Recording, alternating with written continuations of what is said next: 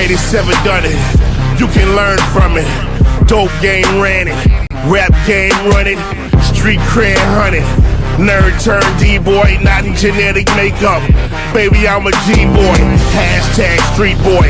Wrong one to fuck with. Cross me at your own risk, play to get back, you can trust this. I am far from average, to me it ain't no such thing. Me against the world, so fuck it, I let my nuts hang. I've been known to bust bang, kill if the need be. I don't need an army when the smoke clears, he sees me. Rhyming at his finest, unlike those vaginas that claim that they the real deal, knowing I'm the highest. Top of the command chain, I am what the streets made, I am what the hood built. You are just a weak lame, homicidal maniac with suicidal tendencies. You're more like a punk band, I'm more like a pedigree of nigga you ain't seen yet, so y'all cannot describe me. Don't shit here surprise me. Money over everything except the nigga's manhood. I am not a prostitute, you don't understand hood. Fuck a nigga getting his, unless he about to give me mine. Otherwise he prime beat, shocking when I up the 9 and hit it with it 7 times. Fuck you thought I'm civilized? Welcome to the jungle, fool. It's only right I punish you. Nigga with an attitude, feel like MC Ren felt. Quiet on the set, you funky bitch, you get your friends slipped. I give your game a black eye, blame it on the black guy. I be on some nigga shit, I'm niggerish, so that's why. Guess what my religion is? This is what the business is. Exposure for you garbage ass rappers. You can witness this. Came to bang your game up. Pussies think they came up. Oh, you got a drop head? So now you think you famous? I hear it's dangerous and we don't know your name, cuz we don't even give a fuck. Rappers get it fucked up. Security say you nah, this they side job. They don't want no conflict, they don't want no problems, nah.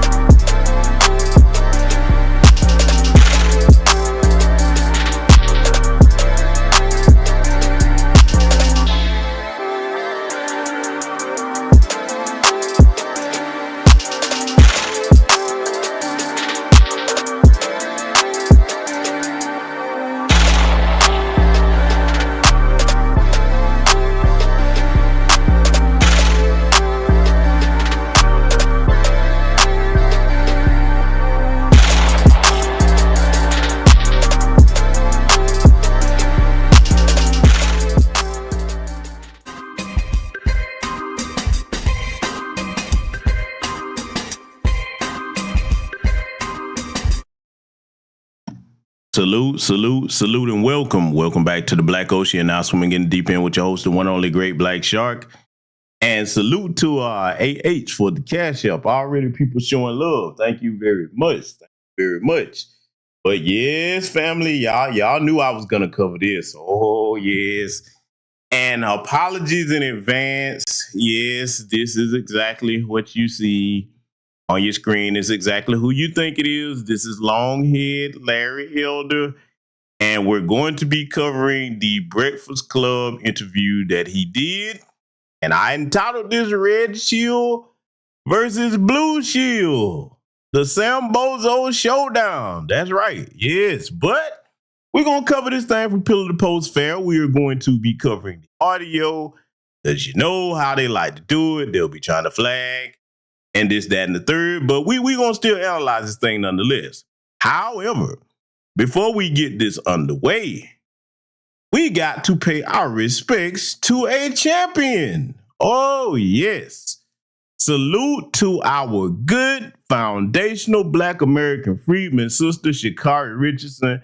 I am so proud of this sister because of what she had to overcome to get back on top of her game. As you all know, the young lady lost her mother. Wouldn't wish that on anybody. A lot of people counted her out. A lot of people's talking crazy about her. But this is how you win. I like this story right here with her success, and it's only gonna go up from here. Because if you look at the look on that sister's face, she's nothing but determined and focused. And it's a good lesson to especially younger Black people, men and women alike, young Black girls and boys. When you face with adversity and people count you out, you don't waste time going back and forth with them. You don't waste time getting upset. What you do, you get to work and say, okay, I'm going to show you better than I can tell you. So salute to that sister, man. I am proud of her. We will continue to support our sister, okay? Because there's going to be a lot of people coming out there, but they ain't seen nothing yet, so they may as well get ready to keep the hate train going, okay? So, yes, I am proud of her, and I know all of you are too who are foundational Black American. Oh, the tellers are hating, but it's okay, tellers. I mean, you can hate. That's what y'all do, but I mean, it ain't gonna help you none because see, hating doesn't produce results. It doesn't. Winning produces results. And we're going to get to discussing some of that here tonight with little buckethead Larry Elder and the Breakfast Slubs, okay? The only one that I'm cool with over there is our good sister Tesla Figaro. Okay, I always want to say Figaro. Forgive me, Tez, for mispronouncing your name sometimes, sister. You know it's all love. But anyways, let me greet my esteemed guests that I see join us here tonight. Let me go over here and scroll. I see Kid Gravity Beyond. Welcome, good brother, in the building. Okay, Vanessa, B1 Vanessa Jones. I see the sister Devin Haley. Devin.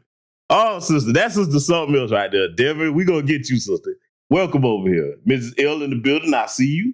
I see Lakeith Morehouse. I hope I'm pronouncing that right. Only Pamela's Way.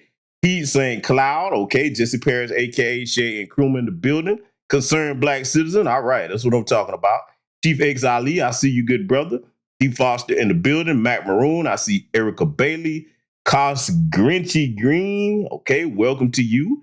A Goddess Nav in the building. I see Breeze Omega. Welcome, good brother. CRU Reality. I see Stun Zed in the building. Michael Williams. Let's see, AK Sour Guy in the house. Okay, what's happening, brother? I see V Mossby in the building. Let's see, Joe Morrow, Mr. N 1976. Welcome, A.E. Norton, BNU Gord G, Goddess Queen 78. Salute to all of you joining us and everybody that'll be joining us tonight.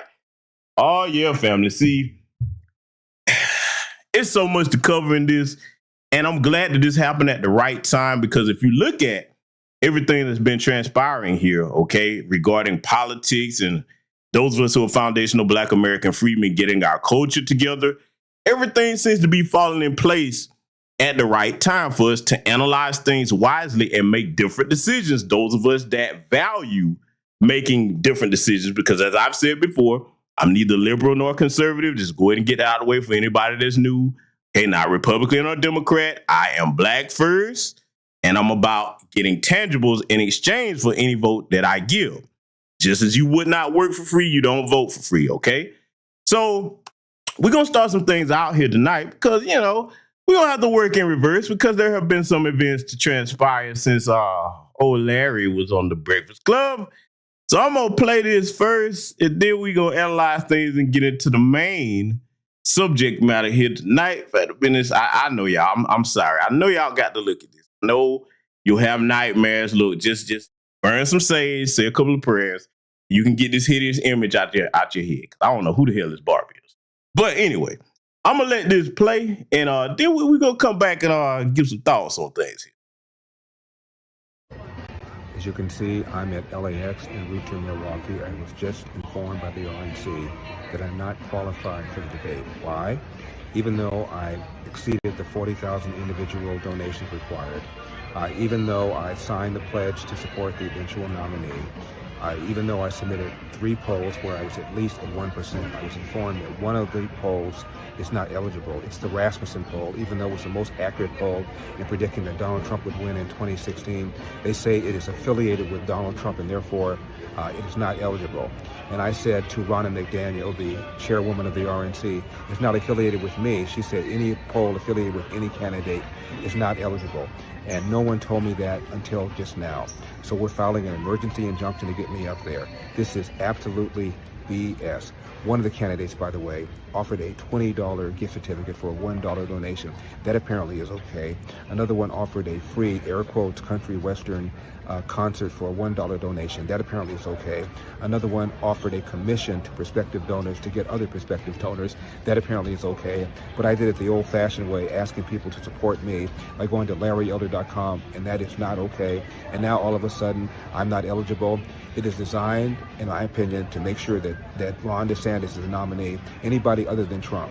This is BS. I will see you in Milwaukee. Out. Okay, so you heard Larry whining. Boy, a lot of these folks, boy, they just keep whining. The same ones that tell us to pull ourselves up by our bootstraps. What happened to that concept? Is that no longer the thing to do, family? Because I thought that's what they were telling us. Pull yourself up by your bootstraps. But see, Mr. Potato Head Larry, because he does look like a little Mr. Potato Head figure. He's, that's really how he looks if you really want to go there. But I digress. Larry, let me say something to you and all the rest of the bootlegs. Not only just the bootlegs in the Republican Party or that consider themselves Republican or the Democrat Party. I'm going to say this loud and clear for all the shields on either side, red and blue shield, 1 and 2 shield, in between shield, whatever you want to call yourself.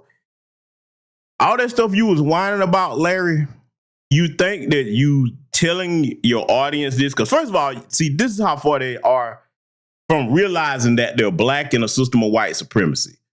Larry, who you think you telling that to? The white people can do that. Look, then you think you're going to get other white people to like, oh, that's messed up. They're like, well, yeah, nigga, we really don't want you up there. They tolerate you on both sides and both parties. Listen to me when I say this very carefully.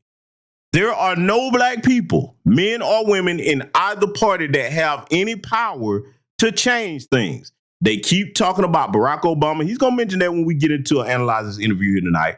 They keep talking about Barack Obama. Let's be crystal clear, because y'all know this isn't the sugarcoat channel over here.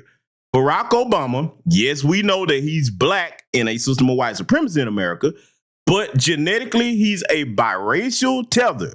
Okay, his father was Kenyan, his mother was white. They let his little biracial coon ass in there because he was raised with white folks, not having any direct connection to foundational black American freedmen. This is why Barack Obama did what he did to us for 8 years. To us, not for us, okay? He did something for everybody except for us. He did things to us. Blue alert laws, 1033 program. I could go on and on. I'll be here all night. Don't have that kind of time. Okay, you lived through the history just like I did. They let him in there because he was easily controlled. He was selected, okay? Larry, your foundational black American freedman ass, no matter how big of a coon you are, whether you conservative or liberal, this goes to both of you. You're not white, okay? You look, let me make this stick, because we're going to drill down with this interview here today. Show me in either party in the last 20 or 30 years, excluding Barack Obama, because like I said, he really don't count. That's an asterisk. Show me in the last 20 years in either party whether it's a black man or woman, foundational black American freedom man or woman. Hell, you can even count tether class. All right, we'll throw that in there so we can be full circle with this analysis here. Show me where either of them exercises any type of influence or authority over white people in the conservative Republican Party or the liberal Democrat Party. Who's the black man or woman over there that can call shots and the rest of the white people get in line? See, this is the thing that they fool themselves with. They keep telling themselves, well, you just got to get in there and play the game. You need a seat at the table. You don't come to a damn table talking about a seat at it if you don't have any power. Okay? So now this is what we were trying to tell the Biden sexuals. When it comes to your vote, leverage your vote in exchange for policies like every other group. But no, what did they tell us? Say it with me. Y'all know the line. We got to get Trump out. We got to get Trump out. Okay, cool. No problem. Get some in exchange for it. No, we got to get Trump out. Even if we don't get nothing. Big damn dummy. Now you see what the cost of that was. So you Biden sexuals that didn't listen to us last time, you got a chance to get it right because we're going to analyze this interview. We're going to go ahead and get started planning it here. But like I said, man, there's really no excuse for them thinking that they're going to get in there and then white people take orders from them. That's just not going to happen. They don't play them kinds of games, but we're going to go ahead and get started. Wake that ass up. In the morning. The Breakfast Club. Morning, everybody. It's DJ NV, Charlemagne the Guy. We are the Breakfast Club. We have Teslin Figueroa with us, and we got a special guest in the building, 2024 Republican presidential candidate, Larry Elder. Welcome, brother. Thank you so much for having me. It is an honor. How you feeling? I feel good. He does more than that, though. I mean, he was a radio host. Radio host for 40 years. Author, TV host. Author, New York host. Times best-selling list. Got a star on the Hollywood Walk of Fame. Corner of Hollywood and Vine, southeast corner, just saying. Okay. I didn't know you had a star on the Hollywood Walk of Fame, Yeah, man. yeah, about a handful of radio guys do, and I'm one of them. Yeah, I think it's you, Elvis Duran, Angie Howard Martinez. Stern, Yeah. Big Boy. Oh, Angie Martinez. Martinez. A guy named Arthur Godfrey. Okay. Yeah. So let's jump right into it. Why are you running for president? Well, I'm running as an America First mega guy, and we have an America First mega guy running, obviously. So the question is, what do you bring to the table? You said MAGA. MAGA. Okay. And the answer is, I bring a lot of issues to the table that I feel our side is not talking enough about, if at all. For example, the number one social problem in America, by far, is the epidemic not of COVID, but of fatherlessness. 70% of black kids today enter the world without. So I'm pausing right there because he's finna go on his rehearsed Republican think tank talking points, talking about black people, okay? We gonna get to that in a minute. I'm gonna let him keep babbling. But see, let me throw something in here, right? Larry, no matter what policies you talking about, and this goes for conservative and liberal alike, if white people have a choice between the genuine article and a little bootlicking Sambo, especially one from our lineage, they going with the genuine article every time. This is why Vivek Ramaswamy stands no chance. You can do your best little white man impersonation all you want. White people, especially white supremacists, they want the real deal, okay? They want the real deal, not you. See, this is the part that they really don't understand because, see, I'm going to go here with it because it does matter, all right? When you go get you a white wife or a white husband and then you coon it up and you show them that you despise black people and you let them use you. I didn't say it. See, Larry Elder said it. See, Kamala Harris, Candace Owens said it. You let them use you like that. And they're like, yeah, pat on the head, good little boy, good little girl. Get your black ass over here in the back. And tell me I'm lying. Because, see, let me show you something else in case they want to get in their feelings because you know the Shills. It ain't like that. Oh, really? Show me then in the Republican Party, since that's what we're talking about, where has there ever been a black vice president? Let alone a black man from our complete lineage get the nomination to run for president. You will never see that in this country's history. You're not. Again, the Barack Obama thing, they did that because he was biracial and raised in a white household. These people vet you before they let you get to that spot. And even then with Barack, you saw how they disrespected him then. I've never in my lifetime heard any president have anybody in a chamber meeting get up and tell them, you lie. Now, he did lie about a lot of things. It was true. But the disrespect behind that moment. White people do not like respecting black people in authority. See, they'll let you put on your little suit, your little uniform or whatever. Let it come down to you trying to tell them what to do. They don't see us as their leaders. They don't, Larry. I'm going to let him continue babbling because we going to really be thorough breaking down his propaganda here tonight. The father in the home married to the mother, up from 25% back in 1965. Now 25% of white kids enter the world today without a father in the home married to the mother. And the stats are clear. Even Barack Obama once cited them. If you're raised without a dad, you're 5 times more likely to be poor and commit crime, 9 times more likely to drop out of school, and 20 times more likely to end up in jail. What's happened? In the mid-'60s, with I think the best of intentions, a Democrat named Lyndon Johnson launched what he called the War on Poverty. And since then, we have incentivized women to marry the government and incentivized men to abandon their financial and moral responsibility. You know, when I say this to people, the pushback I get is, well, there are lots of things that are going on, systemic racism, poverty. Here's the problem. If you look at a young black male aged 10 to 43, that's young to me because I'm 71 years old. A young black man in that demo is 13 times more likely to be murdered than a young white man, same demo. Young black man, real young, 19 and under, the number one cause of preventable death is homicide, almost always at the hands of another young black male. Same demo for whites, the number one cause of preventable death is unintentional deaths. That includes drug overdoses, automobile accidents, drownings. It's not until they get to number 4 that death is the cause. In America, 60% of the shootings, the robberies, and the homicides are committed by black people, often against other black people. Oh, let me stop you right there, Mr. Potato Head. See, these canned ham talking points that he's using, they sit down in these think tanks and give their little trained puppets the script to go over and over again and just repeat it. And then when you start looking at reality, Larry, the reason why the black community is in this state is not because we're such terrible people, this, that, and the third, oh, we just failed. It is engineered by design. When you have Joe Biden bragging that his name is on every crime bill since 1976, and it's not just the Democrats and Bill Clinton that signed off on it, you had Republicans backing that up. So it's both parties. See this BS where they try to act like one party is better than the other? No, both of them are complicit, working against black people all the time. And as far as these shootings, Larry, you can't talk about shootings when you look around. Every major mass shooting is committed by who? It ain't black people. See, you can say what you want about Pookie and Ray Ray and the gangs. No gangs deliberately go target a school. Yeah, we're going to go shoot up the school. Even if they went to that school and dropped out, you don't see black gangs doing that. You don't, Larry. Go back to Mr. Trotter in a small town. Remember Vegas? Stephen Paddock? Who committed that shooting? Didn't see no black people doing that. Stephen Paddock was a white man last time I checked. Peyton Gendron, okay. Elliot Rodger. I could be here all night naming the names. We know them, okay. Stoneman Douglas, that shooting down there, okay. That's not black people, Larry.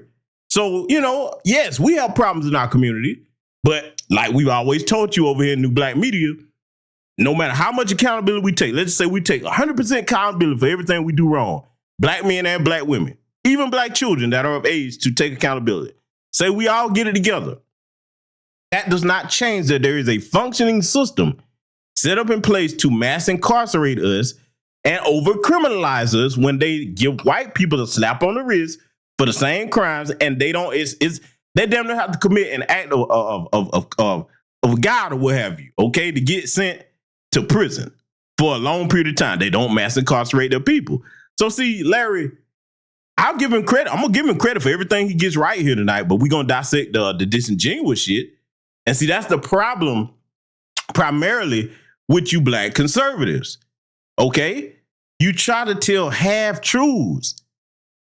You're going to have to respect black people enough. If you want black people to vote for you, you're going to have to give us tangibles, and you're going to have to deal with us with facts. Not sugar-coated shit, leaving out stuff, because we know our history, okay? Past and present. Same thing applies to the Democrats. I'm going to let our little Oompa Loompa get back to babbling here because he's not done by sight. The homicides in this country, half of them are black victims, almost all killed by other blacks.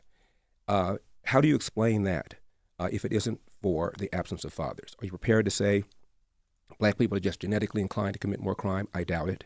And the go-to reaction often is poverty, and systemic racism. Here's the problem. 1940, when there was blatant racism. This is before Brown versus Board of Education, before the Civil Rights Act of 64. KKK was still alive and well. 87% of blacks lived under the poverty line. Now it's about 14%.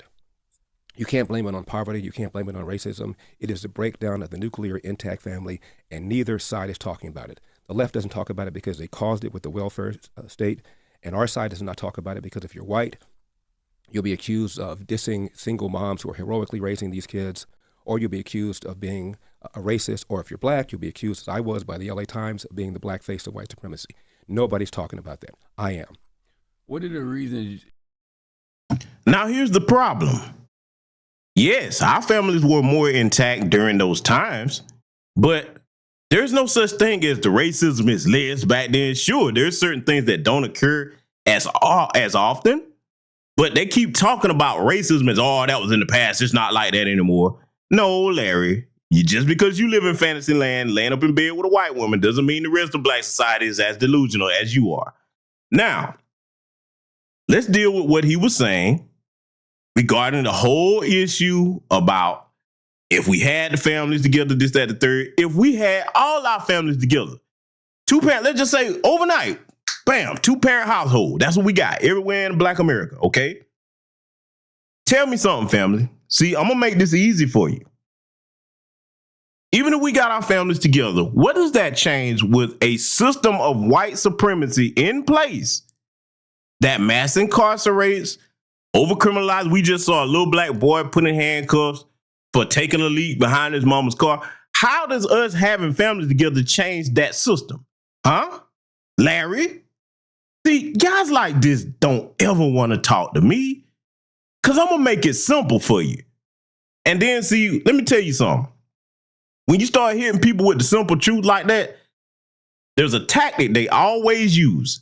They try to filibuster. They try to go left. They try to go right. They just always anything to except for the truth, okay? We're going to get to that a little bit later here tonight because I'm going to teach y'all what they do here. Let's let them continue. Yeah, if your statistics are right, what are the reasons that you think fathers aren't in the home? As I said, it's because in the mid-'60s, Lyndon Johnson launched what he called the War on Poverty. In Charlemagne, literally, they sent social workers door to door in the inner city. I remember this, advising women of the availability of welfare provided there was no man in the house. It created an economic incentive for women to marry the government. Same thing with whites. In 1965, 8% of whites entered the world without a father in the home married to the mother. Now it's about 25%, also up threefold. Look at census data, 1910, 1920, 1930, in places like Milwaukee, Chicago, Philadelphia, a young black kid was slightly more likely to be brought into a world with a father and married to a mother than a young white kid. We have incentivized this kind of bad behavior, and it's had a disproportionately bad effect on the black community. Let me ask you a question. What do white people do wrong, Larry Elder? What do you mean, what do white people do? I'm not worried about white people. I'm worried about what's going on with us. But if there's systemic racism in this country, which we know it is. No, I don't say there is. You say there is. I don't believe that. Oh, you don't believe there's No, there racism? used to be, obviously. Tell me what you think the number one systemic example of systemic racism is in America. Oh, man, there's so many. Just give me the most important one you think. At the top of mind, I'd probably maybe say mass incarceration. Maybe. Really? During the Great Depression, when 50% of black adults were unemployed, you didn't have this kind of mass incarceration. It's the breakdown of the family. There's I'm not going to. I agree with the family part. I'm a black man who is a father to his children, and I'm a happily married black man to black woman. So I'm never going to argue with that part. But I just feel like everything is black. Black is black people do this and black people do. And when I ask you what white people do wrong, not worried about white people at all. I'm talking about the damage, disproportionate damage going on in the black community. For example, look at these smash and grabs that are taking place in Los Angeles, where I live. There's a suburb called Glendale where at a mall recently, a mob of 30 to 40 people, they had masks on, but one guy got popped. He was black. And I think most of those who were doing this were black. And in recent years and times, there have been a number of these in places like Chicago, places like New York. If I were involved in something like that, Charlemagne, I grew up with a dad, just as you're raising your own children. I would have been more afraid of my father than I would about the cops catching me. These kids are afraid of neither. They don't have a father in the home. Cops are demoralized. They're pulling back. Their manpower is short. And as a result, you tell a bad guy you're less likely to be caught convicted, incarcerated, crime goes up. They may be criminals, but they're not stupid. When you say, what do white people do? I mean, this is a country that has struggled mightily to get over its historic racism. There was a civil war. There was a big civil rights movement. This is the only majority white country that's ever elected a black president, let alone reelected a black president. The three biggest cities in America are New York, Chicago, LA. They all have black mayors, even though no city has a majority of black population. The president of Harvard is a black female. Now, you hear rambling off all these talking points. The Civil War. For those of you that know your history, that's that the Republicans are the party of Lincoln. I've shown you many times on this channel, Abraham Lincoln was a stomped down white supremacist. He's been on record quoting, saying that if he could keep slavery, and save the country, he would have did that. I've shown you where he was saying that he would assign a superior position to the white race. Okay, so just stop that party of Lincoln shit. A lot of goofy black people fall for that, though. Okay, see, this is why knowing your history is important. Then he starts rambling off about all these different positions of power that don't have powerful black people in them. Because, look, see, here's that whole black representation thing. Sure, they'll give you a black face as long as it's Larry Elder. That ain't gonna do a damn thing for your people. Huh? That's what that's all about. And see, you know what?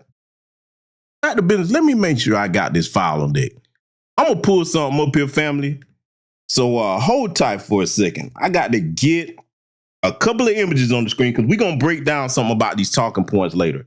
Hold on. I'm gonna make sure that I can find this.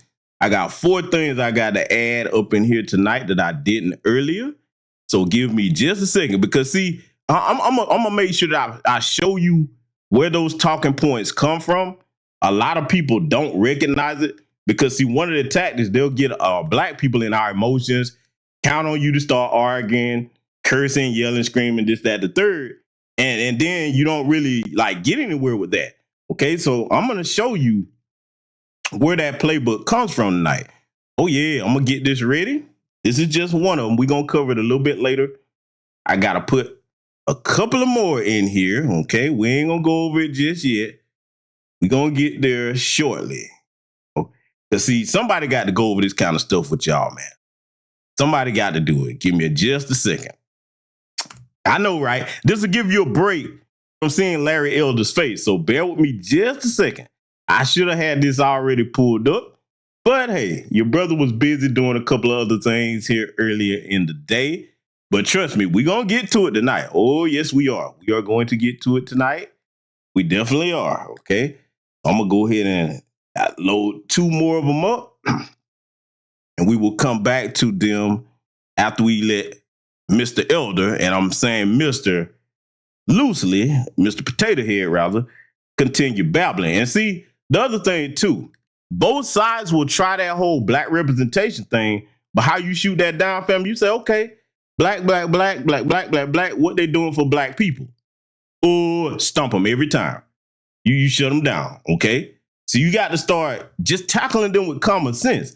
Because, see, I'm not trying to pick on our sisters, but what a lot of times both sides will do, they try to get sisters in their emotions, and black men too, okay, we can't leave that out, get you in your emotions instead of you just sticking to the facts, talking business, numbers, and policy. And hey, Janet Jackson had a song about it. What have you done for me lately? Okay, because that's what all these other groups does. Okay, when they come to them, they're like, yeah, last year was cool.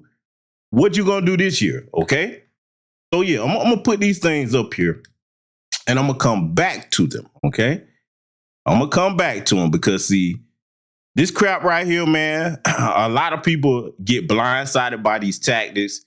They don't know what they expect. They never see it coming. And then, you know, hey, they're all frustrated. We're going to teach you how to deal with it here tonight, though. Let's let Babbling Potato Head get back to it. 1966, Charlemagne gave an interview to the BBC. This is 2 years after the Civil Rights Act of 64 got passed. And he said, I'm amazed at how many positive changes there have been in America in the last 2 years. Why, if things keep going like this, we could have a black president in about 40 years' time. Mm-hmm. Do the math. Right on cue, Barack Obama elected 2008. He didn't say there'll be a black female president of Harvard, and there has been. He didn't say there are going to be black CEOs of Fortune 500 companies, and there have been several.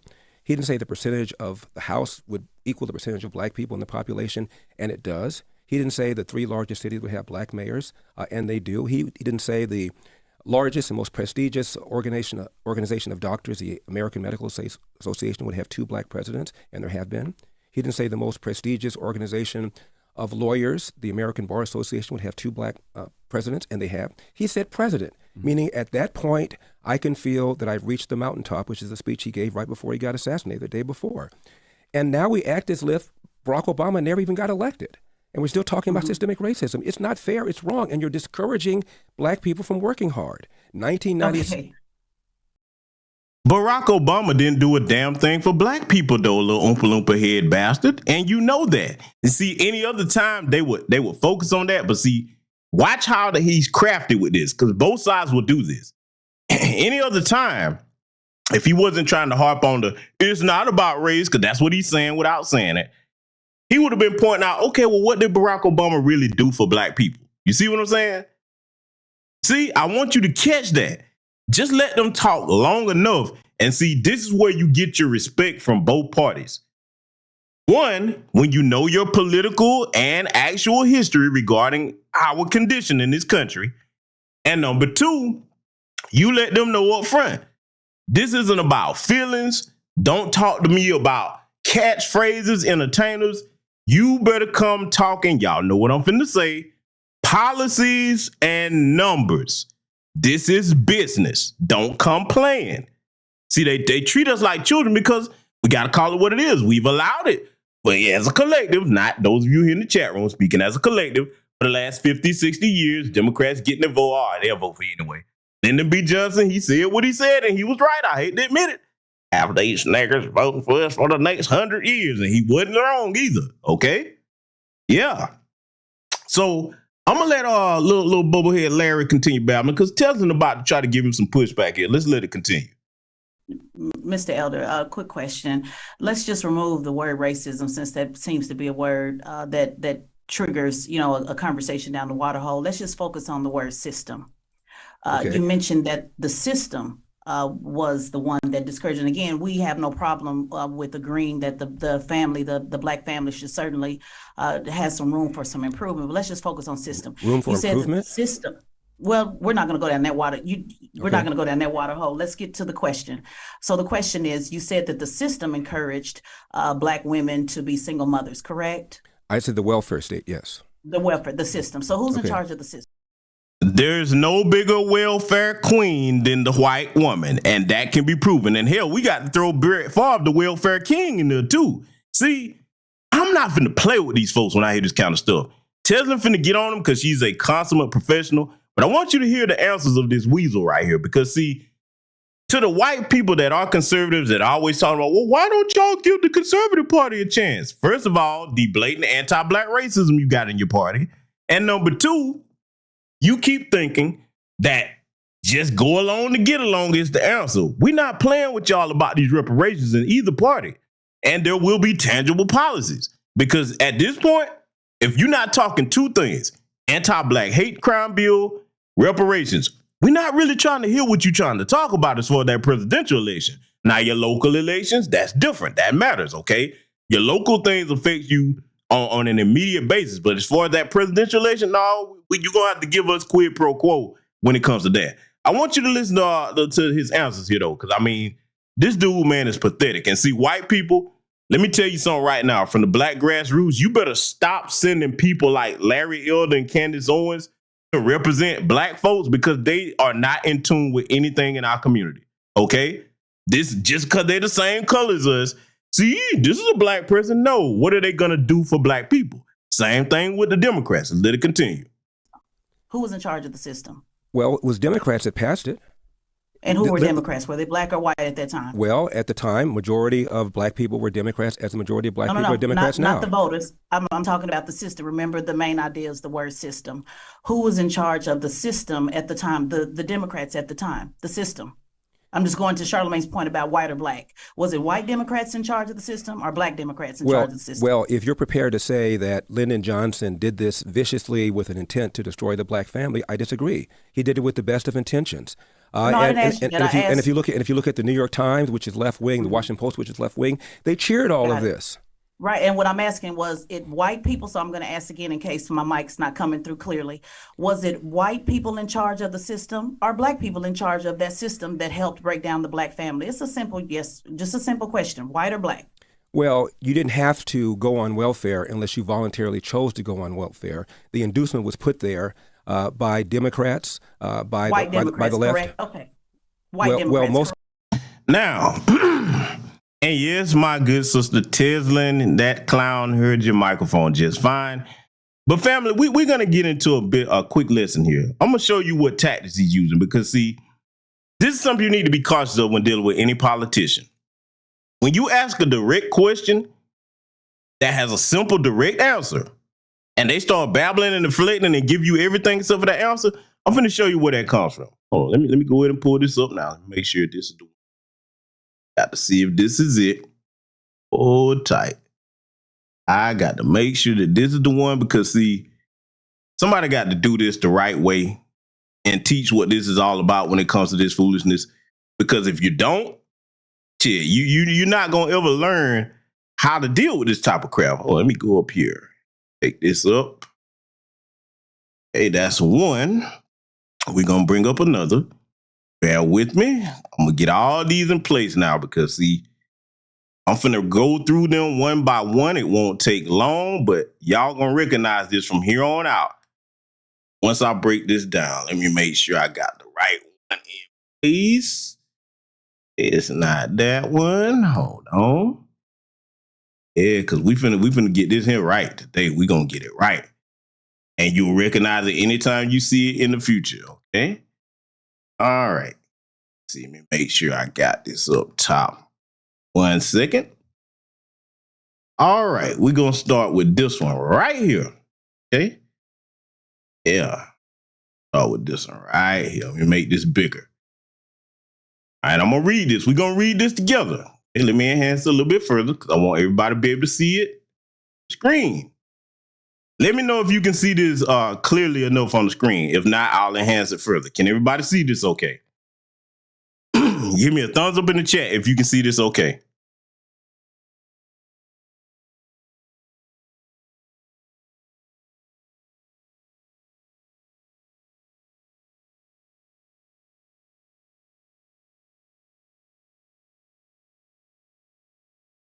Okay, cool. I'm seeing some thumbs up. Good, good. All right, let's read this, right? Now, in case you're wondering what you're looking at on your screen, remember Karl Rove, okay? He was a conservative strategist, okay? Conservative political strategist. These are tactics that he taught his party, okay? In fact, I'm going to enhance this just a little bit further. I want y'all to remember this and see it and never forget it. Tactics for Effective Conservative Blogging by Karl Rove. Let's read this. Engage in an elaborate and time-consuming comparison / analysis between your position and theirs. Entangle. Insist that the liberal put their post in their own words that will consume the most time and effort for the liberal poster. Now, I'm not liberal or conservative. I'm just doing it to show you Larry Elder's style of debate, and you'll recognize it. We're both conservatives and liberals because they're two sides of the same coin. Let's continue reading. They will be unable to spread numerous points on numerous blogs if you have them occupied, okay? Because what we always teach over in these circles, time-wasting tactics, okay? Allowing a liberal to post a web link is too quick and efficient for them. Tie them up and just take blogging out of it and look at how Larry's talking. Trying to dodge things, trying to waste time. We're going for a delay of game here. Demoralize, dismiss their narrative as rubbish immediately.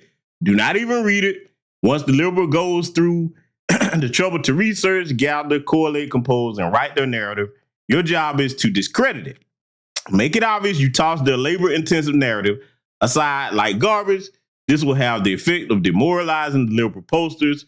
It will make them unwilling to expend the effort again. And for us, that is a net win.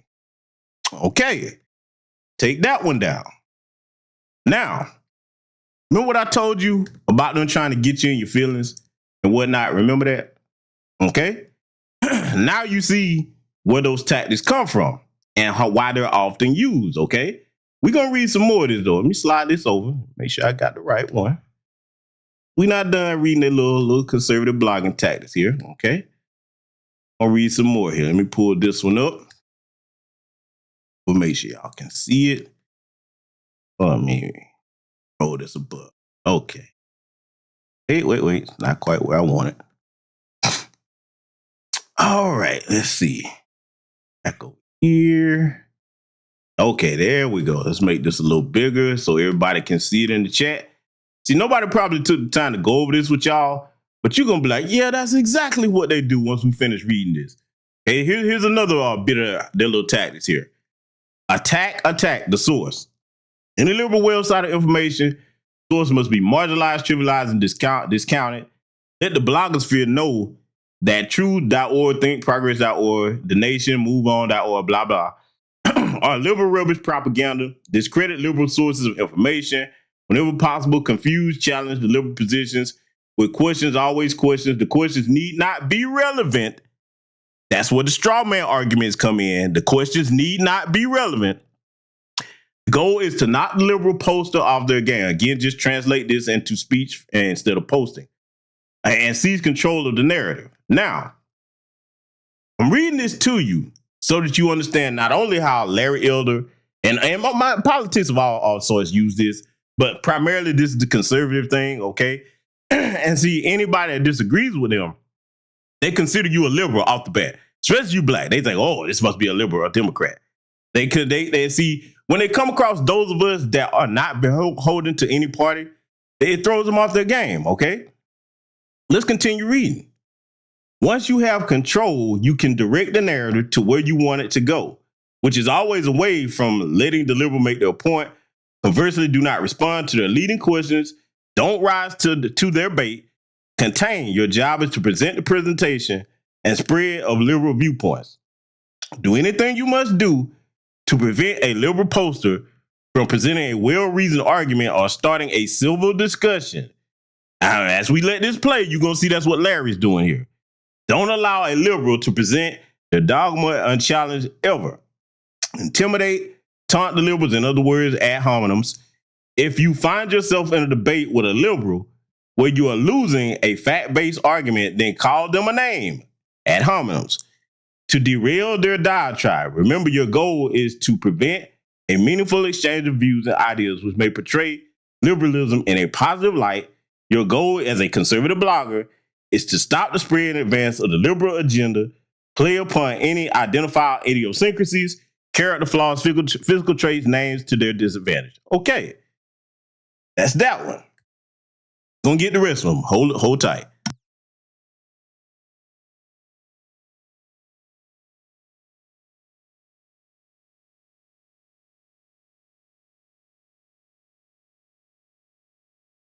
Sorry about that. I hit the mute button by accident.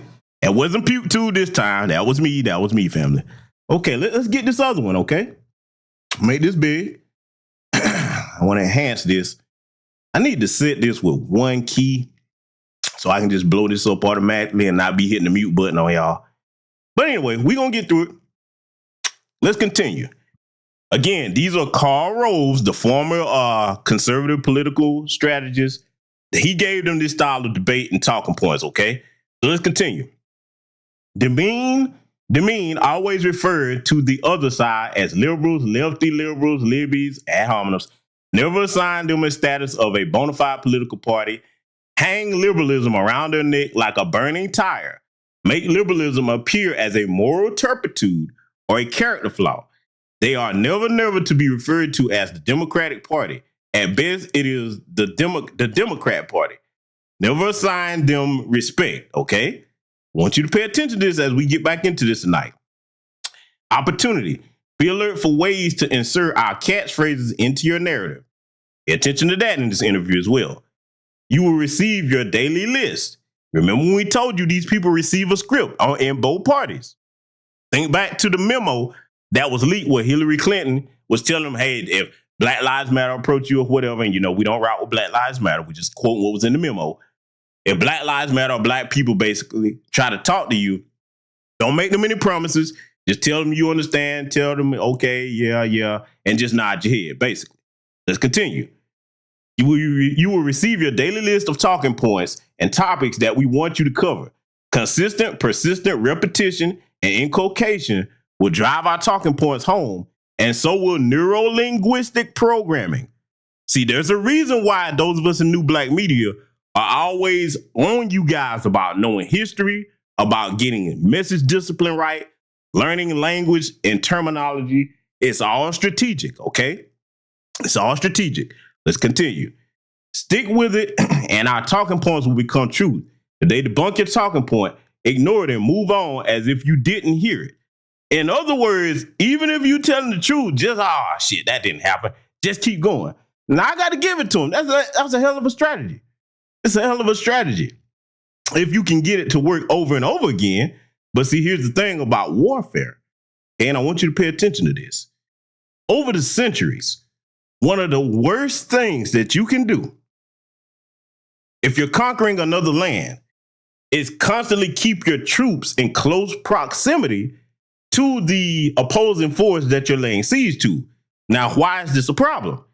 Any of my former military veterans in here are well-studied historians. You know why. Because if you're in close proximity to your opposition over a course of time, that allows them to study you. And when your opponent can study you, now you lose the advantage of predictability, okay? Follow where I'm going. Let's continue reading this before we get back to a babbling potato head. Monitor other posts for vulnerabilities you can exploit. Stay on the offensive with liberal wimps. Don't let up. Insult their movement. Assign as many character and moral flaws to liberals as you can. You must portray liberals as weak, vacillating, indecisive, amoral, baby killers, unpatriotic, effete snobs, elitists, leftists, commies. Listen to all these ad hominems. And notice, this is how white supremacists always talk when they try to challenge black people. Sense of entitlement, promiscuous, union lovers, tax raisers, welfare queens, there's that term. Socialists, y'all recognizing some of these words. Lazy, sex obsessed, druggies, Jesus haters, moochers, troop hater, etc. always use these negative epithets when referring to or describing liberals and Democrats. And see, they don't have this in here, but when I talk to my sisters, I know a lot of y'all be like, oh, some of the stuff you say, brother, is harsh. Oh my God, why do you say that? You a misogynist, you this, that, the third. Hey, I'll be all of that. I'll be all of it. I'll accept it if I can get you to do one thing. Learn how the enemy tries to play you. I'll be whatever you want me to be. If that leads to you being a smarter black woman. See, all this stuff right here, think about it, sisters. It's designed to emotionally trigger you. And I can't just say the sisters, but I'm letting you know this is what they do when they try to engage you. Let's continue reading. Deceive, identify yourself as moderate, centrist, or independent. It will also cause liberals to lower their guard a bit, which gives you an effective opening. This may also have the effect of aligning conservative viewpoints with the real moderates we're attempting to reach. In other words, casual racists, white supremacists. It may serve to influence some moderates over to the Republican side. Patriotism always claimed the high ground of pro-military, low taxes, strong defense, morality, religion. We own those virtues. Learn how to exploit them when debating. Okay. Now, you've been given a small crash course in how those weasels operate. Okay. Now, as we go further here, keep in mind everything that I just read as Larry Elder continues to talk to Tesla in particular and Charlemagne and DJ Envy. Let's let it continue. Most black people were Democrats, and they voted for these white people. Not too. voters. I said who's in charge of the system. Well, who puts them in charge? Was Lyndon Johnson white or black? Who put them in charge? Maybe that'll help you. Fine. Lyndon Johnson was white. Thank you. Okay. But if your argument is that the reason he did it is because of racism, then I disagree. He did it because of That's not my argument. I just asked you a simple question. Was he white or black? Charlemagne? And notice how he created an immediate straw man to Tesla's question. She asked him, who was in charge of the system, white or black people? Well, if your argument was they was being racist, she didn't say anything about racism. She said who was in charge of the system. See, you have to learn how to talk to these damn weasels. And the best way to do that is, one, be well-informed on any given subject. Shout out to our brother Greg Marcel Dixon, okay? And then make sure that you enter a debate from a position of strength with facts. In other words, engage in a debate in a civil manner if the option is there. But if they start some of that stuff that we just listed, cut them off and hit them with the facts every time. See, there's a way to maintain strong control of a conversation if you have the facts on your side, but you must know what you're doing, okay? Because if not, especially if you are emotionally triggered, they'll go all over the place with stuff. Let me tell you another bad thing they do right along in tandem with a straw man argument. If the straw man ain't getting you, they'll use a combination of, okay, you ask them one thing, then they'll try to move on to something else without answering the question you had.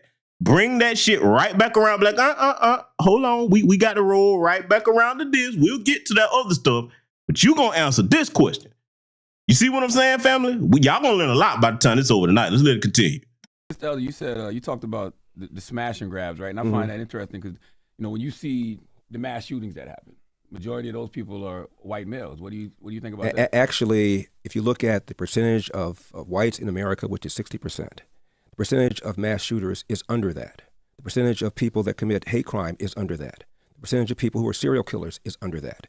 Black people are 13% of the population. We commit a greater percentage compared to that of mass shootings. He just told a bold-faced lie as if nobody knows math or keeps up with history. Let's chop the bullshit down one by one. First of all, let's start backwards. If you're stupid enough to believe we're only 13% of the population, after decades and decades, a population either goes up or down. It doesn't stay at a magical number for 6+ decades on ends.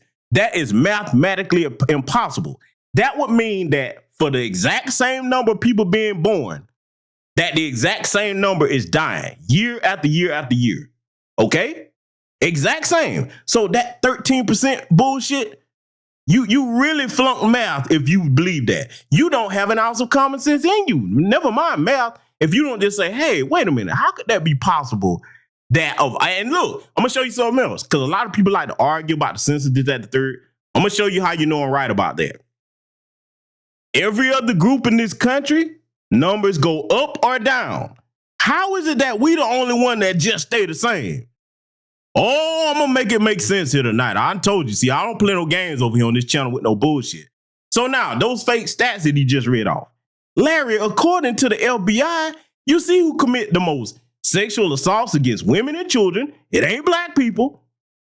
The mass shooting thing, Larry, come on, where your eyes at, bro? You don't even need to go to the FBI for that. Then go back to the FBI once again and see who are the leading victims of hate crimes. It's us. This is why it's so egregious that Asians got a hate crime bill before us, and the leading perpetrators of the hate crimes are people in the dominant society, aka white supremacists. Larry? And see, this is where Charlemagne the guy, this is why he should stick to entertainment. Because he should have hit him on everything that I just said, because everything I just stated can be thoroughly verified. But let's let this garbage continue.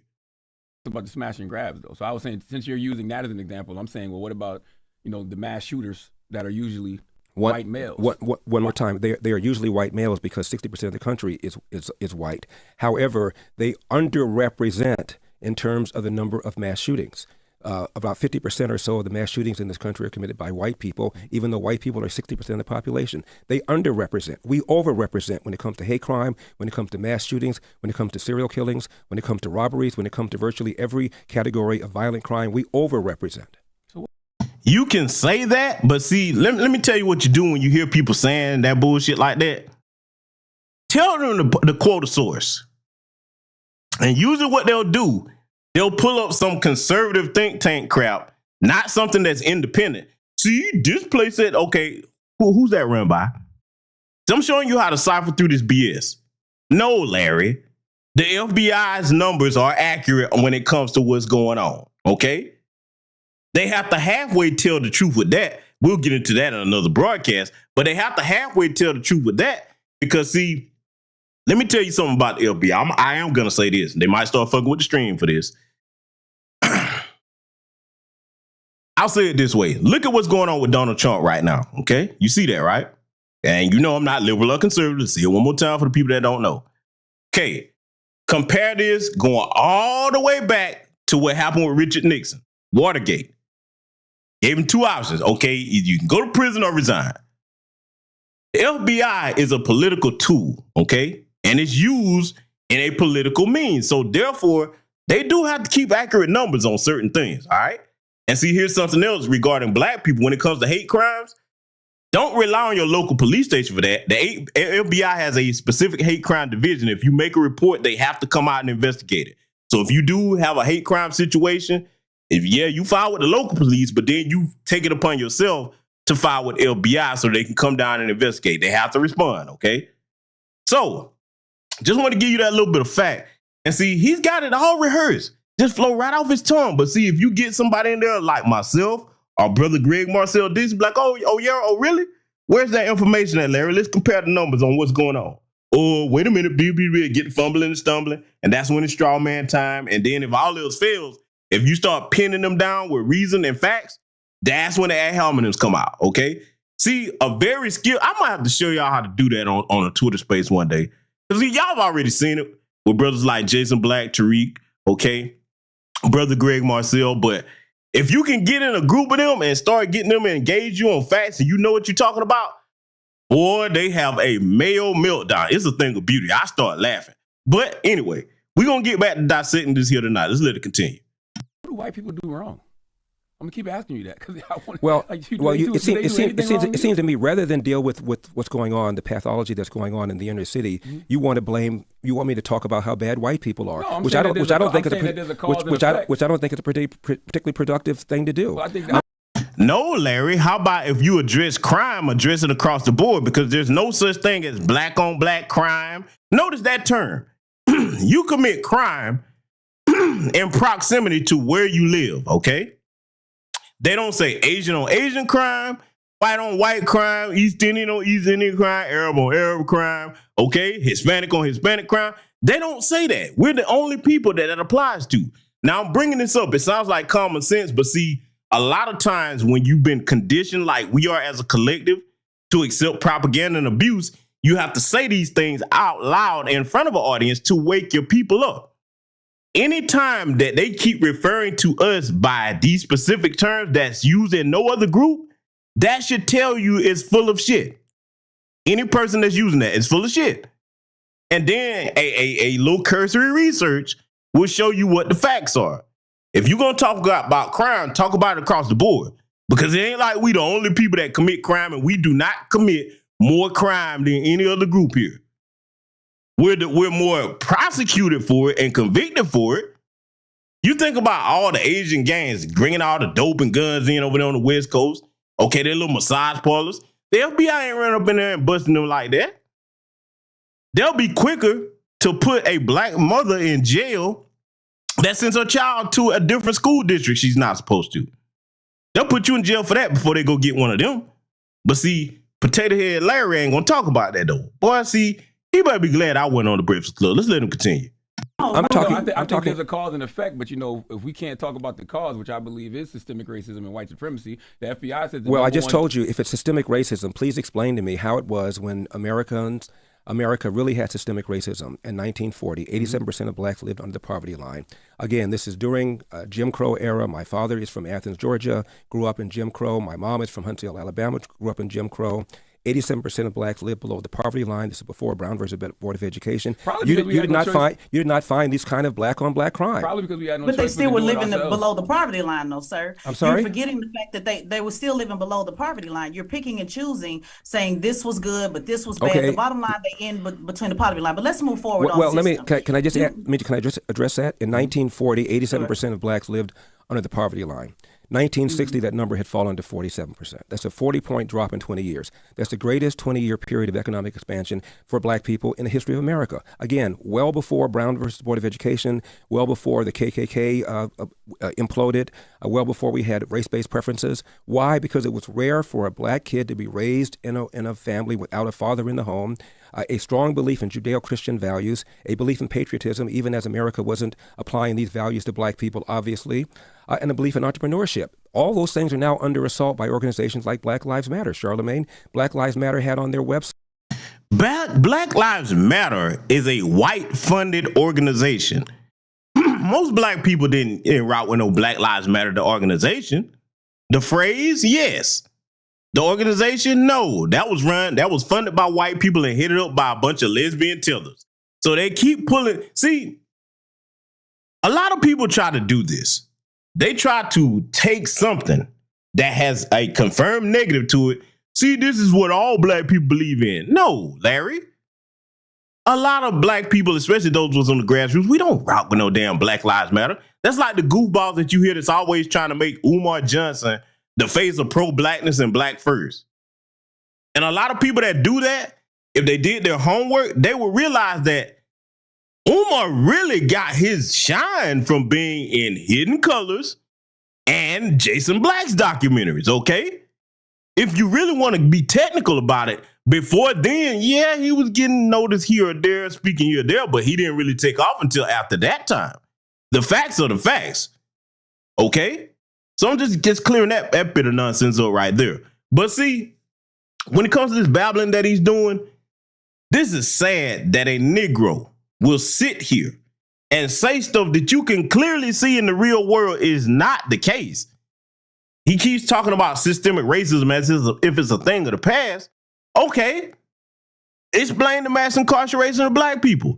Explain how when you're talking about entrepreneurship and all that, we see black entrepreneurs today trying to do their thing, black men and black women, but they're sabotaged. Case in point, the turkey leg hood. Do I need to go any further? Huh? See, when you're not connected to the community, though, you don't know about those types of things. This right here, and I don't care who get mad because this is where the term applies. This is a Beano, a black in name only. Oh, yes, it fits Larry. This is a black in name only right here, okay? Now, I'm going to give him credit for the stuff that he's right about, but it's disingenuous, and I'm going to show you how you know it.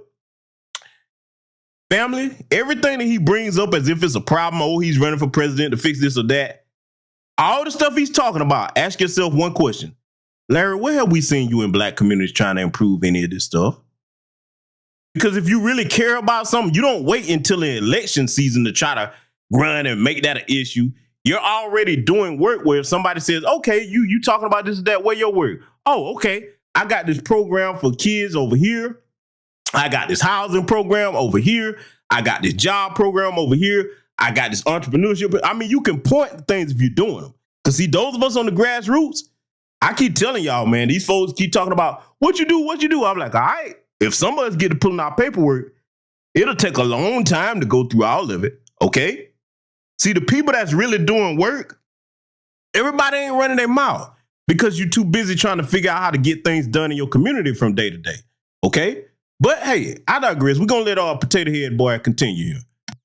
An attack on the nuclear family. The founders are self-described Marxists, trained Marxists.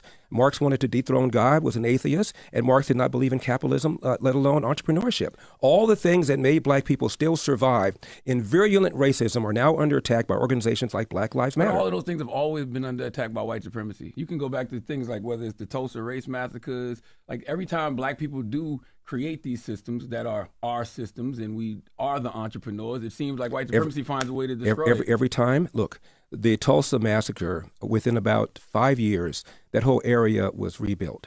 It was not even called the Black Wall Street until after it was rebuilt. And it was rebuilt, by the way, by black people without one dime of government money.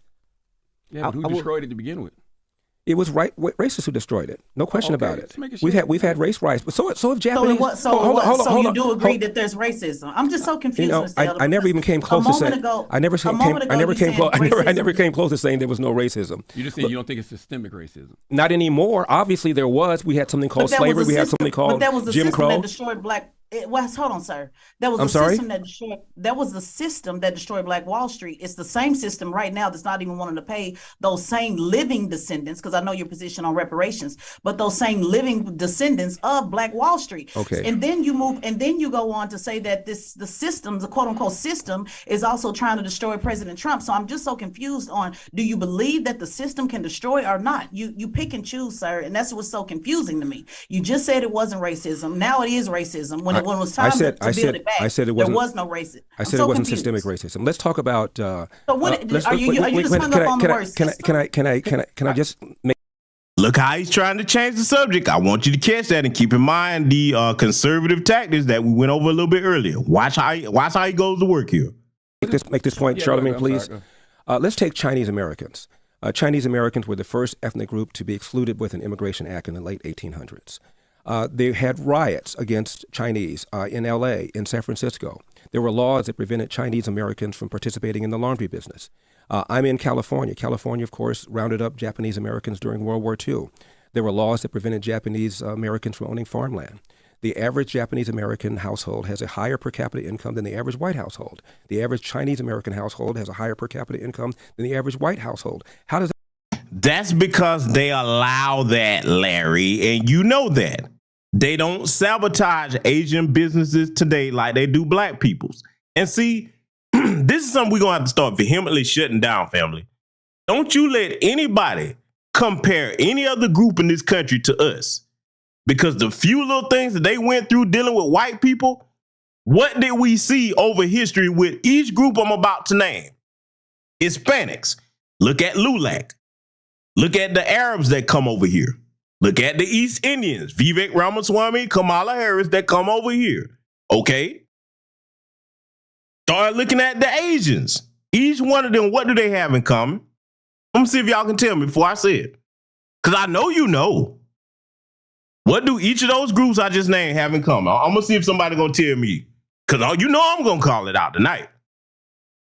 This is why, and it completely nullifies every damn time they try to compare them to us. This is something you can just debunk them, hit them with this. It just shut that shit down. What they all have in common? Oh, I see RY. She kind of got it. First Sergeant, some chick named Star says anti-Black ideology. I'm going to wait, give people a couple more seconds to answer. Uh-oh. Mr. N, 1976, you hit the nail right on the head. Those other sisters were right, but they're classified as white on paper. We have not ever and will never be in this country classified as white. Hell, I got to tell the truth. Some continental Africans from Northern Africa, East Africa, come over here, paperwork, say Caucasian. Black is the ace of spades, you and I. So if you get to identify with the oppressor class, you can't compare them to us. That's an insult. No. We the only one that say black and. You don't never hear them say brown and, yellow and, red and, none of that. It's just them and their group. On this very channel, I've got history showing you where each of them groups have fought to be classified as white and still fight to be classified as white to this day. So that's how you shut that down. Let's let them continue. That happened. It happens because of a strong belief in family. It is rare for a Chinese American or a Japanese American kid to have a child outside of wedlock, and a strong belief in education and a strong belief in entrepreneurship. These are the kinds of qualities that make people successful. You can't blame everything on having a fatherless family, right? Because I didn't say blaming everything. I know, but that's what you're saying. You're saying a strong community. But no, you said that's what I just said. I didn't say that. You talk about the Asian community. Asian community, it's easy for them to get loans for entrepreneurships. It's easy for them to get loans for houses. You look at our community. Okay. If you really want to talk about our community, right? You look at the schools in our community. Some of our schools are the worst, right? Would you agree with that? Yes or no? Absolutely. Which right? is why Which is why one of the reasons I'm running for president is for school choice. Also, would you say that it's in our community is systemic? It's also in our communities heavy food deserts. There's nothing but fast food places that are just killing and destroying that. Would you say that's true? Systemic too. By the way. Boy.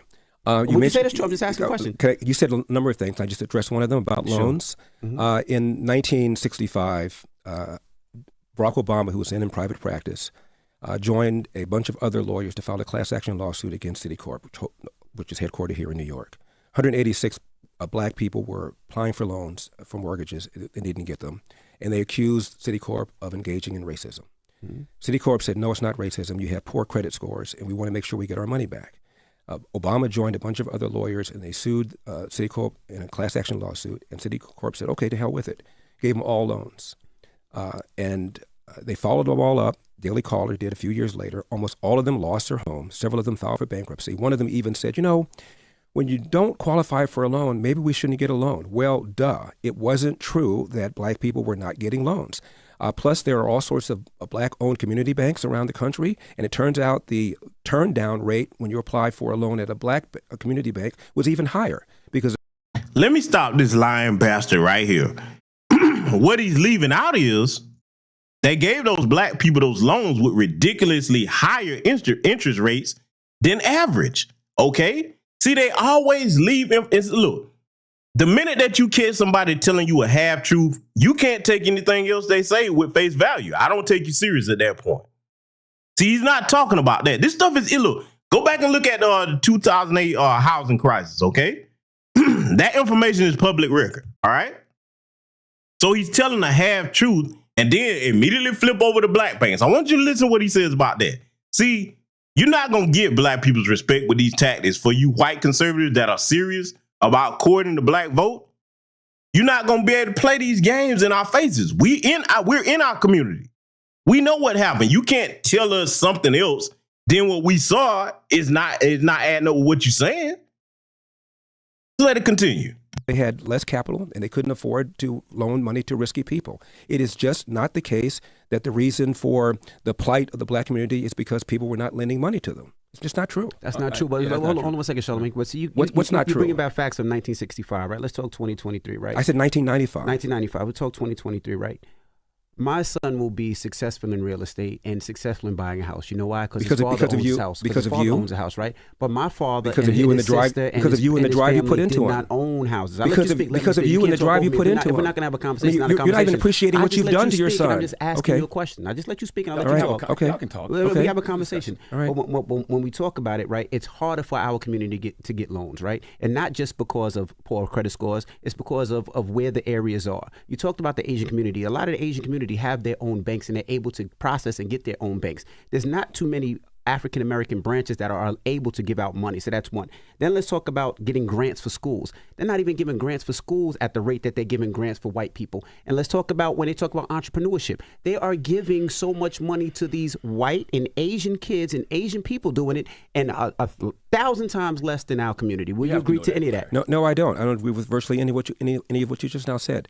The turn down rate for a white applicant for a mortgage is higher than the turn down rate for a Japanese or Chinese applicant for a mortgage.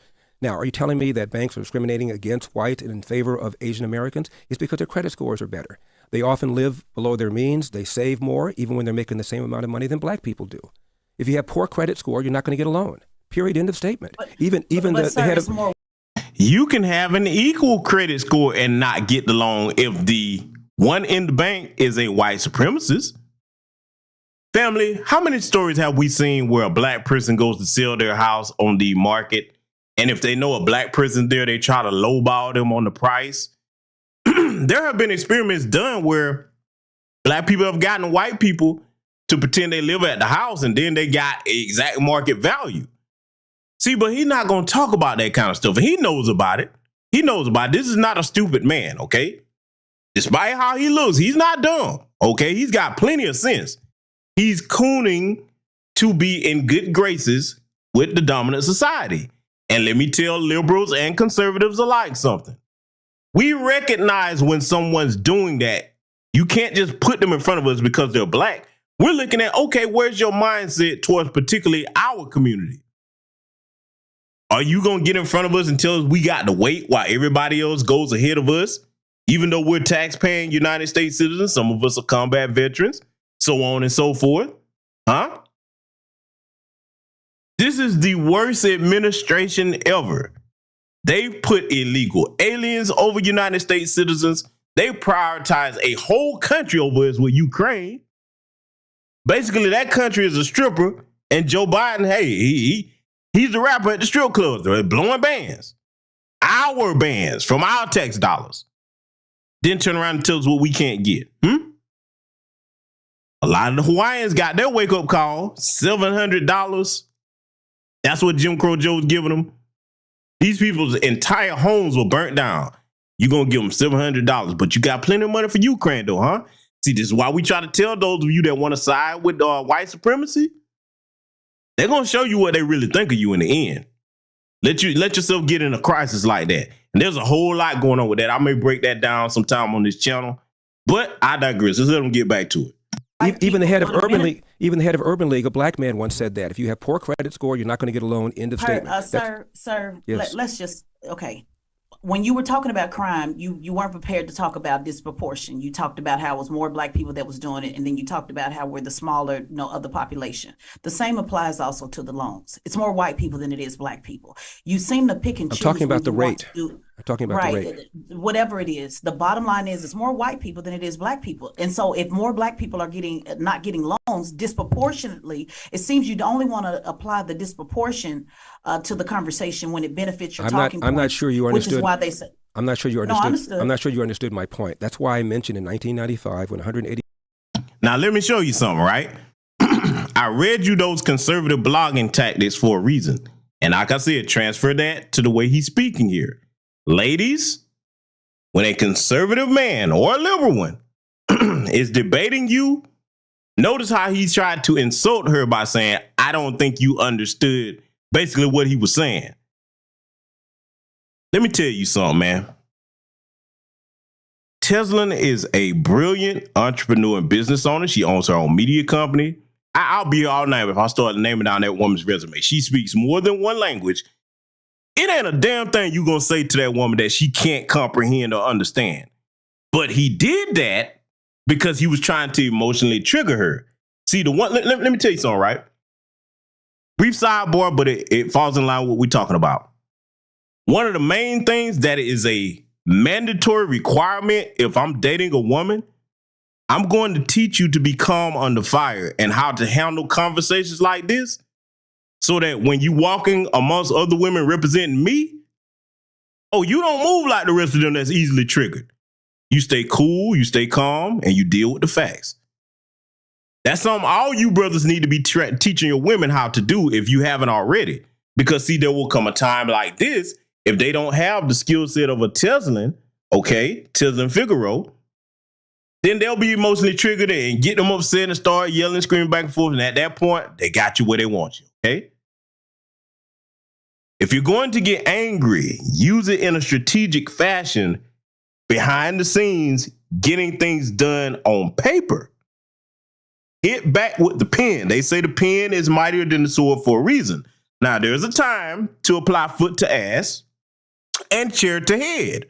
But in these situations, it's better to use your words, think strategically, and have a cognizant rebuttal to the nonsense that he's saying. And Tisland's going to do a good job of that here. Let's let it continue. 6 black people who were not getting loans filed a class action lawsuit claiming that they were denied the loan because of racism. Citicorp said, okay, here are your loans. The reason I wasn't giving you the loans is because we're afraid you weren't going to be able to pay them back. I'm not talking about Fast this, forward, sir. They weren't able to pay them back, which proved the Citicorp point. I'm not talking about that. I'm not talking about I know that. you're I'm not, talking about your because response. inconvenient.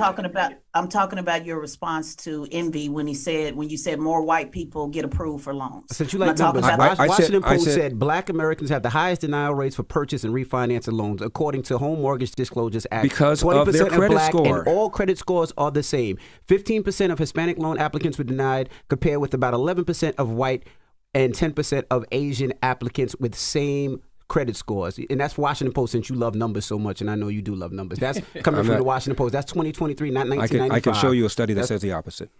Let me ask you a question, Mr. Elder. Donald Trump, Rudy Giuliani, and I'm pretty sure everybody who just caught a RICO with him in Georgia, they all had fathers, and they still ended up in jail. How did that happen? Mm-hmm. Nobody said if you have a father, you won't go to jail. And nobody said if you didn't have a father, you were going to jail. My father never. But guess what you did say, Mr. Elder? I'm sorry, respectfully. May I answer his question? Guess what you did say. May I answer his question? Let him finish his statement, Ted. Okay. My father never knew his biological father. He got thrown out of the house when he was 13 years old, 8th grade dropout, Jim Crow South, Athens, Georgia. Fast forward, my dad cleaned toilets, 2 full-time jobs cleaning toilets when I was growing up. Went to night school to get his GED, and then after that, he went to night school to learn how to operate a small restaurant. Age of 47, my dad saves his nickels and dimes from his job, starts a small restaurant near downtown L.A. Fast forward, he retires in his 80s. He owned that restaurant. He owned property next door, plus the house that's still in our family. Not too. Now, let me show you how you spot bullshit when somebody starts trying to fast talk you like he just did. Notice one thing he kept saying, fast forward, fast forward, fast forward. No, Larry, you don't just do all of that if that's how it really happened with his father without some economic infusion or capital somewhere. Somebody helped your father out. Now, I wonder, was it some good white folks? Because you seem to be beholden to them. You don't just go from his father and see, they all, especially white people, they all got the same story. It's just a different variation. They'll have this one family member, dropped out of school, didn't have much education, worked so hard, got a GED or this, that, the third, and then they just became a Fortune 500 CEO overnight. Biggest bullshit and bag of cap ever, okay? We're going to have to get them a specific brand of fitted cap for them lies they keep telling, man. Not in this time or any other have it ever been like that in America, especially for no black person, okay? Or they love telling the same lie. Look, sometimes if you listen close enough and do your research, I'll tell you something fun to do in groups. Get together sometime when you got some downtime family and just start going back in each election year and start looking at before the debates and everything, they did a lot of the campaign ads. You'll see they recycle the same stories over and over, over and over. See, those of us that know how they operate, this is why we're so irate when our people keep falling for the same shit, because they're not changing the playbook in either party. You be like, wait a minute, doesn't that sound familiar? See, if you've ever thought that some of these things sound familiar, start going back and looking at these different campaigns from past years and just studying a lot of the media that's out there. You be like, they just keep recycling the same stuff. And see, particularly when it comes to the dominant society with that, oh, I had this one struggle relative. Okay, he worked so hard or she worked so hard. Bullshit. And I'm going to tell you why. 1929. Does anybody know what happened during then? What was the great event in 1929, family? That's so white people are all losing their mind. I know y'all know it, right? Because I know I got a sharp audience over here. What happened in 1929? Because, see, I'm using this year because it shows you what white people's mentality are when they're faced with any type of hardship or difficulty, even in present day. Does anybody know what happened?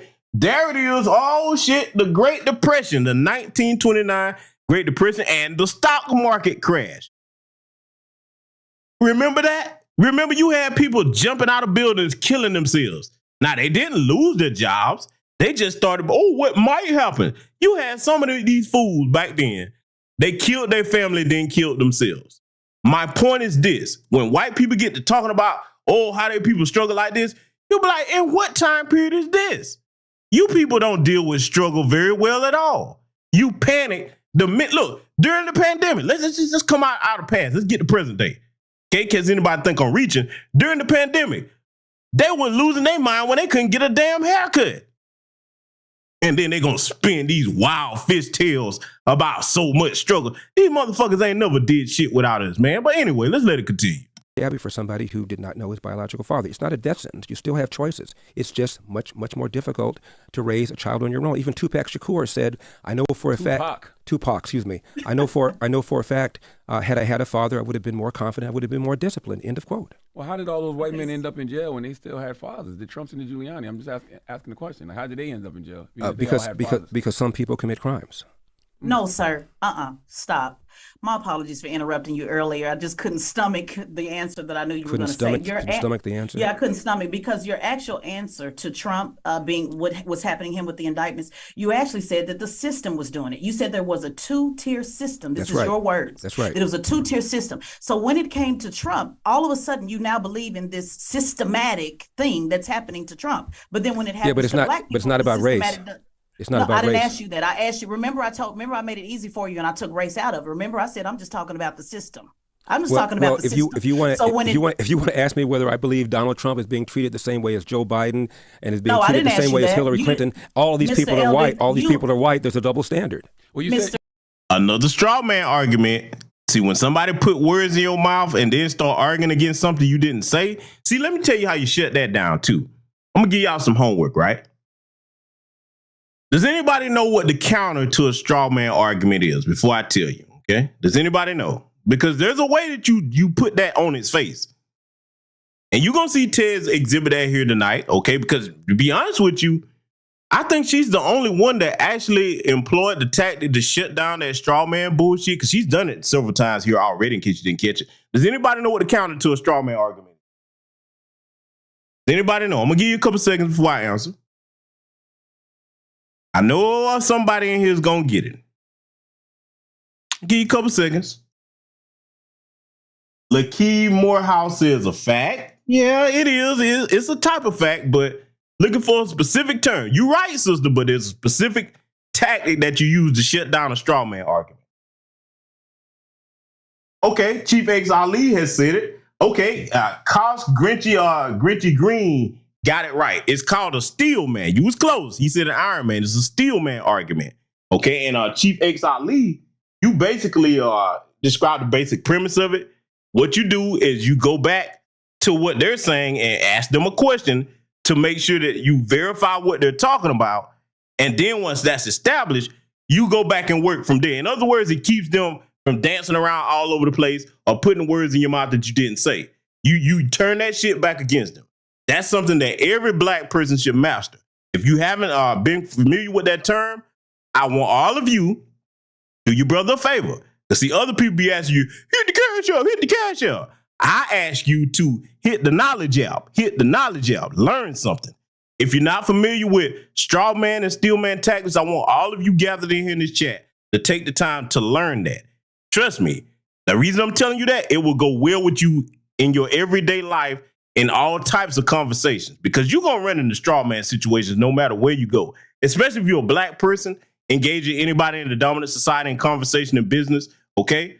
So trust your brother on that. But with that said, let's get back to it. Elder, you didn't hear my question. You said that you didn't hear my question. You said some people commit crimes. So you do believe that Trump, Giuliani, they committed a crime? I don't know. But you just said some people commit crimes. I said some people committed a crime. I didn't say Donald Trump committed a crime. If you ask me specifically whether I believe Donald Trump committed a crime, I don't. I don't. Specifically about those people and why they ended up in jail. And they all got fathers. Well, Donald Trump is not in jail. Oh, he got indicted. Yeah, he got indicted. That's a far cry from being in jail. Why did he get indicted? Well, he got arrested, is what I'm saying. He's going to get arrested. He's been arrested. He got indicted, in my opinion, because the DOJ has a double standard. They let Hillary pass, for example. She clearly violated the Espionage Act by having an unsecured server in her basement. She paid for the Steele dossier. She destroyed 30,000 emails that were under subpoena, and she got a wrist slap. And Donald Trump is now being indicted, I think, for the fourth time. It's unfair. Right. Black people been telling y'all how corrupt the FBI is for a long time.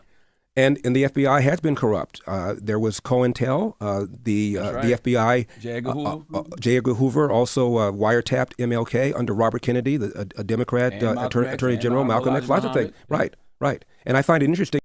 That sounds systemic, Larry. Oh, no, but it can't be that according to a little Oompa Loompa / potato head here, can it now? How the same people who criticize the FBI historically are now defending the FBI because they're going after Donald Trump. Oh, we're not defending the FBI. I didn't say you were. I said some of the same people. We're just looking and saying, damn, finally. But what's your thoughts with Florida? And you see that they're trying to take our history out of these history books and not trying to teach our history. What's your thoughts? I find it interesting that the Democrats are the ones complaining about Florida. This is a party of slavery, party of Jim Crow, the party of the KKK, the party of the Southern Manifesto. That's a lot of systemic racism. The party. That's another lie they love to keep telling. They try to act as if, the party of the KKK, the party of Jim Crow is all the Democrats. You had Democrats and Republicans in the Ku Klux Klan. Y'all go down the archives of this channel, okay? Because I got all that history on this channel. You know what? I'm going to have to bring some of that back. Because, see, I know those of us who are well-studied in my age range, we get this. But, see, we have to keep in mind you have a lot of young black people, and by young, I mean late teens, early 20s, mid-20s, that don't understand. When you hear that talking point, you be like, There were liberals and conservatives in the Ku Klux Klan. There were. They try to paint that as if it was just that one party. these were the good guys over here. And, you black people used to be conservatives and Republicans. We're socially conservative. We have never in large number been registered Republicans. Okay? See, we're going to shut these lies down over here tonight. Let's let this food continue. Of Dred Scott, the party that I said earlier destroyed the nuclear intact family, and the party that is opposing school choice. And now they want to lecture Florida on making sure the proper history of slavery is taught. I don't know anybody who's defending slavery. Anybody. Not Ron DeSantis. He's not defending. People benefited from slavery. Actually, you're talking about one line. You're talking about one line in about 127 pages of the study. But the one line is defending slavery, you bastard, you. See, I can't stand disingenuous weasels like this. Notice what he did. He tried to trivialize it. Oh, you're talking about one line and hundreds of pages? Okay, but the one line did what you just said nobody was doing. Imagine us telling Jewish people that they benefited in learning skills from surviving the Holocaust. You would never fix your mouth to tell a Jewish person that. And family, we're going to stop them from fixing their mouths to tell us bullshit like that. See, the reason why they do that, I'm finna debunk something else. We're going to get back to it here. This is slightly off topic, but follow me. The reason why they're so bold in telling us that we benefited from slavery, because this goes into a lie that they love to tell about black people. They love to say we're the most violent, we commit all this crime. Think about it. We these terrorists to the community now, or we could just get violent at the drop of a dime.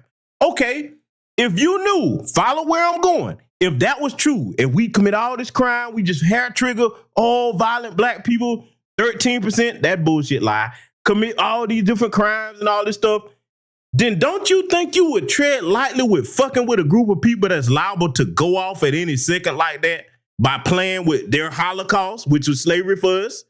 Huh? But see, you have to know how to put these lies together and put this shit back in their face. And that's that hair trigger ready to go off. Do you really think you would be able to play with us like that? You would be too afraid to do that shit. Huh? See, I hit you with the stuff that most people not going to say. Let's let these jackasses continue, man. And it is a line that was repeated almost verbatim in the associated, in the advanced placement African-American course that the DeSantis administration refused to use because of all of the sexual stuff that was in it. It's basically the same thing that was in the advanced placement African-American courses. And now because it's in that, all of a sudden the governor is accused of somehow defending slavery. He's not doing anything of the sort. What did you think about that? Well, sir, you were actually one that defended slavery. In your comments, you said that, like it or not, slavery was legal in response to reparations. So it's you that was defending slavery, correct? Defending it and saying that it's illegal are two very different things. Slavery, unfortunately. Well, that was your response. That was your response into if reparations should happen. So your response to that was, like it or not, slavery was legal, and one would think that was a defense on those who were asking. Well, you would think it was a defense, but it is not a defense. Unfortunately, slavery has been part and parcel of human history from the very beginning. You see what he just tried? Well, you think it's a defense, but it's not a defense. Okay, if you saying we benefited from slavery, that's common sense. You basically defending it. See, I want you to understand this is the lack of respect that their white handlers and these parties have for black people. Because, see, due to the conditioning that we've been inflicted upon as a collective, they're comfortable with insulting you with things like that. Look, that's like arguing with somebody that the sky is up and the ground is down. They tell you the opposite. No, the ground is up and the sky is down. Sure it is. But I can clearly look up and see the damn shit. That I broke it down that simple because that's the way these people think about us, okay? See? It's not going to work. White conservatives, I'm going to say it to you again many times throughout this broadcast tonight. If you're serious about getting black people to vote for you, you're going to have to come with policies, tangibles, and you're going to have to treat us with some type of dignity and respect. Because, see, those of us with sense, we're not voting for these Democrats just come and go around. Some of the hardcore bisexuals have admitted, they're like, yeah, you know what? I thought this, that, the third, but I can't do that again because you see that nothing has been done for since Jim Crow Joe took office. Everybody, every single group, even people that's not supposed to be here legally, have gotten tangibles for them. And it didn't take a vote. It didn't take none of this stuff that they didn't take a study. Where was the study to give the money to Ukraine? Where was the study to give the money to these different illegal aliens displacing black people all over the country? Huh? Well, no study. These people didn't have no right to vote. They ain't vote to get none of that. No, that's not what we're seeing. So, Larry, if you're serious about running for president, which you're not going to get the nomination, I already explained why, you better start dealing with real issues that black people can see in their communities across the nation. Let it continue. Asians enslaved Asians, whites enslaved whites, blacks enslaved blacks, Native Americans enslaved Native Americans. This is a culture, the Western civilization, that had a revulsion against it. We had a civil war against it. And we ought to applaud ourselves for doing something about this. This is a flawed country. It's moving forward. It's becoming more perfect all the time. Today, if you are born and raised in America, if you finish high school, presumably one where you can read, write, and computer grade level, which is why I support school choice, don't have a kid before you're 20, get married first, get a job, keep a job, don't quit it until you get another job, and avoid the criminal justice system, you will not be poor. And if you don't follow that formula, there's a good chance you will be. You know, the first GOP. You can do all those things. There are black people that do all that every day. And that part where he threw in there, avoid the criminal justice system, listen, you can try to avoid it all you want, but due to systemic racism and white supremacy, you can be straight as an arrow, never got in trouble with the law a day in your life. You see what they're doing to little black children. Not just a little black child that had to go to the bathroom behind his mother's car. Remember the story not too long ago where a child was going out to take the trash out at his apartment complex. You're sending cops rolling up for that. These little boys went in the criminal system. But you're just going to ignore all the other cases like that, huh? See, this is why I don't have no respect for bastards like this. And this is why we don't take cooning lightly, because this blackface right here, this will be your representation right here. Somebody that's anti-black and ain't going to do a damn thing for black people. Now, like I said, I will give him credit for the things he gets right here, but I'm going to take him to task on all the bullshit that's coming out of his mouth. Because let's be clear, I'm going to say it plain and clear yet again. The stuff he's talking about in the black community, he don't give a damn about it. He don't have no programs working on nothing in the black community. When the last time any one of y'all seen Larry Elder come to your city saying he got a program to help black entrepreneurs or anything? Anybody? I know I have a wide audience. Fill me in, because if you find that, I will give him his credit. Let me know, and I will announce that here on the broadcast. Let it continue. Debate is coming up, and you didn't qualify, and I saw you right. Well, you didn't say I've not yet qualified. It's not until August 21. Oh, okay. Well, I saw you write in the op-ed that the Republican National Committee has rigged the rules of the game by instituting a set of criteria that is so onerous. What is it? Onerous. Onerous. And poorly designed. I mispronounced Tupac, so you mispronounced onerous. That's right. so we're even. You are really fatty, Mister. And you said poorly designed that only establishment and billionaire candidates are guaranteed to be on stage. Explain to us why that system hurts people. Well, I ran for governor of California. I got 3.5 million votes. It seems to me that made me credible. The RNC is requiring us to have 1% or 40,000 individual donors. In 2020, the DNC required you to have 1% or a certain number of donors. For reasons that I don't quite understand, the RNC is requiring you to have both of them. One of the candidates in this race is a multimillionaire. He's offered a $20 gift certificate if you give $1. Another one is offering a free, air quotes, country western concert if you give $1. Another one is giving you a commission if you are a prospective donor to go out and get other prospective donors. It seems to me that corrupts the whole process. I'm doing it the old-fashioned way, Charlamagne. I'm asking people to support me and go to my website, LarryElder.com, and give me at least $1. If I get $1 from 40,000 individuals, I will be up on that stage in Milwaukee on August 23. And when I get up there, game on, hold my beer. So why is this system? Is this system holding you back? Go ahead. Would you say it's a system holding? All right, looks like PukeTube is playing some games here. Let me know if you can hear me okay in the chat, family. Is anybody experiencing any buffering on your end of the stream? So I'm looking at a couple things. It look like they don't like me talking about this. Let me know. Give me a thumbs up if you can hear me okay. And let me know if you're experiencing any type of buffering in the stream. Because I'm monitoring several things over here. And you can hear me loud and clear. Can everybody see the stream okay? Can everybody hear the audio okay on the stream? Oh, yeah. Yeah, see, they coming for this stream. See, they don't want a man. Yeah, look. I tell you what, family. We're going to try to get through it. They're pissed off. They're angry. They're upset. Don't be upset. Because, see, notice, I'm calling it down the middle. I'm not for the Democrats or the Republicans. Either one. Calling it down the middle. See, but I'm telling the truth over here. They don't like that. Fair use, fair use. Let's let it continue. I would say it's unfair. It seems to me this early, the voters ought to decide this. I mean, in 2016, there were 17 or 18 Republican candidates. Now there's 13. Somehow, some way, our republic survived, and we could survive with 13 candidates. I don't know why they have all this rule to eliminate certain people at this point. Those systems, but rather than those systems can hold you back no matter how hard you work, right? No, I'm going to say, but rather than whine about it, my goal is to get on as many shows as I can, like yours. Urge people to go to LarryElder.com, give at least $1, even if you want somebody else. Don't you think it's wise for us to talk about the epidemic of fatherlessness, the lie that America remains systemically racist, and the need for school choice? 13 public high schools in Baltimore, 0% of the kids can do math at grade level. Are you kidding me? 53 public high schools in Chicago, 0% of the kids can do math at grade level. Meanwhile, the Democratic Party is opposed to school choice, while the party elites, whether it's Barack Obama or Gavin Newsom or Joe Biden, have their own kids in private school. It is wrong, and we need to talk about that. Larry Elder, why would somebody from our community vote for you, or why should they vote for you? Why should a black person vote for you? Because I'm telling the truth, and the truth oftentimes is unpleasant. It's not pleasant for me to be called the black face of white supremacy, as the LA Times did. It's not pleasant for me to be accused of being... Oh, but you are a black face of white supremacy, Larry, and you're not the only one. Candace Owens, the former sheriff David Clark, okay, the Jesse Lee Petersons, there's a lot of black faces of white supremacy. And look, that's going to be the new thing going forward now. This is why they'll put the Vivek Ramaswamy's up there, okay? They're going to continue to use that tactic. Here's the problem for both parties.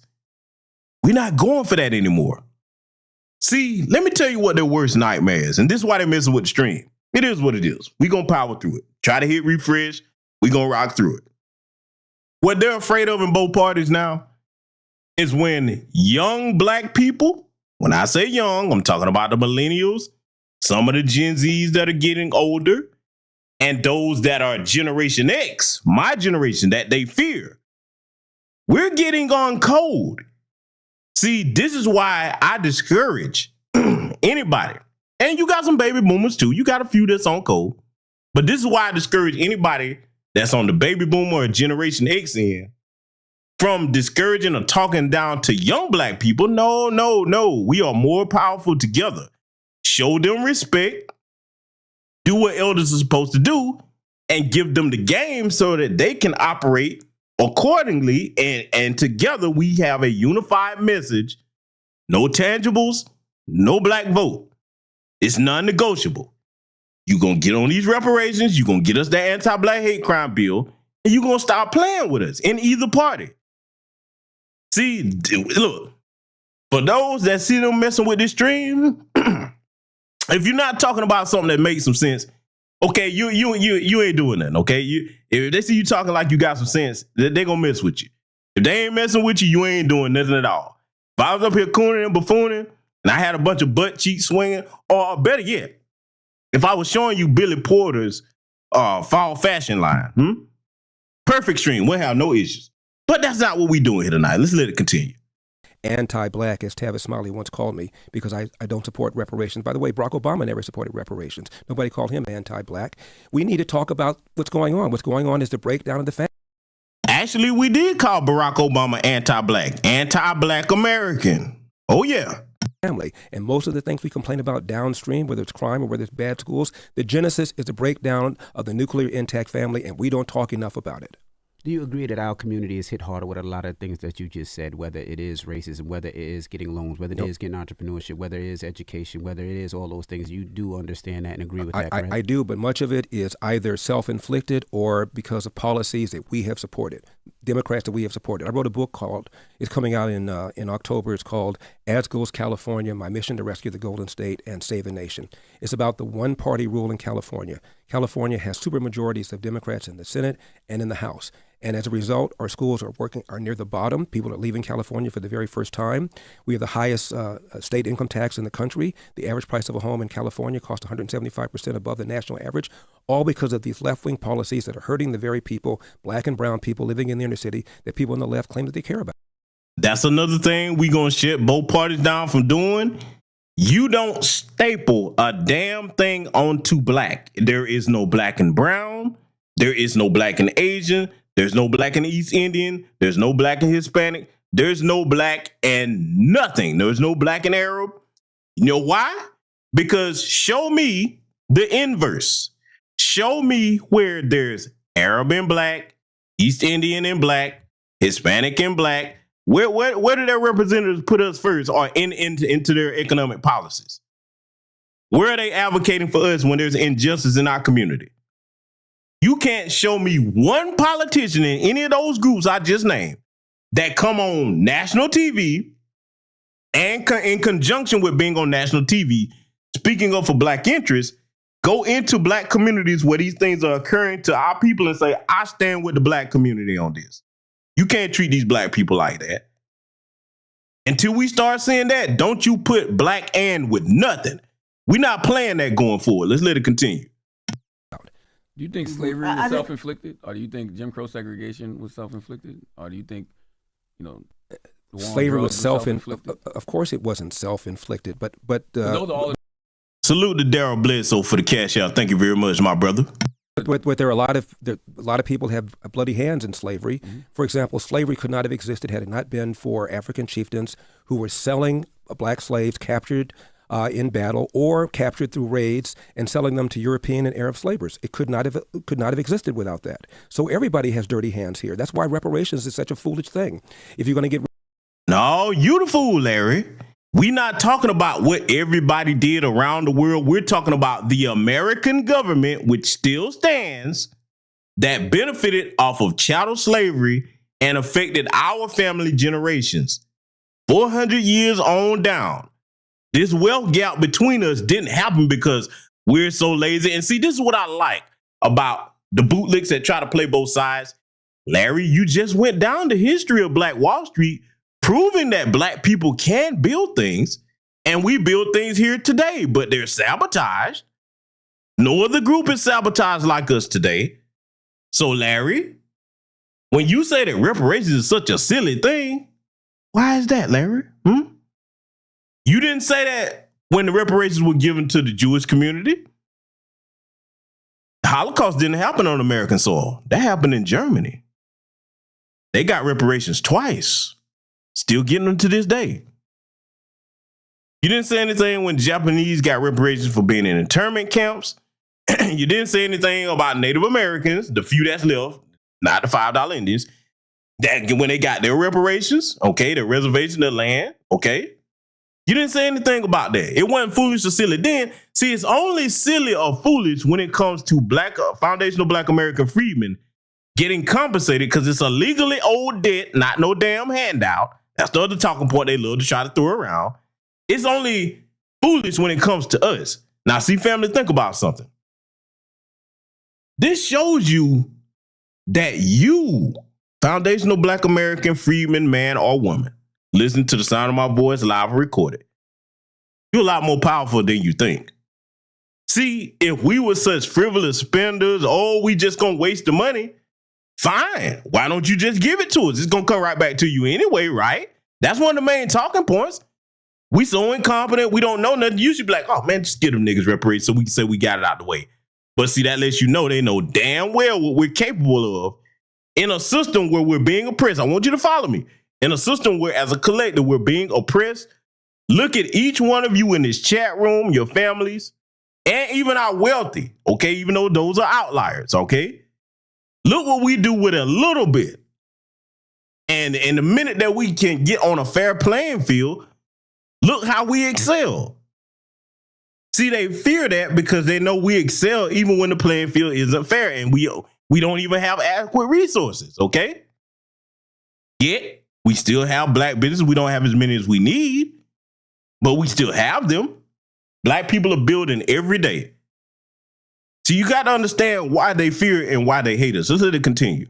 Reparations from the 5% or so of white people that have some sort of generational connection to slavery, and that's all there is. Then you need to go back to Africa and get money from African countries that were involved in the slave trade and in the Arab slave trade. And by the way, the Arab slave trade was even worse than the European slave trade. 90% rate of attrition. often making men and women walk on barefoot across the Sahara, and the men were castrated. Only about Okay, five. so We know the history of the slave trade, Larry, but the Arabs don't run the American government. White Americans run the American government that enslaved us. We know the history of the slave trade. The Arabs, the Portuguese, the British, okay? We got the chronology. See, that's another thing. They started trying to talk about slavery in other places.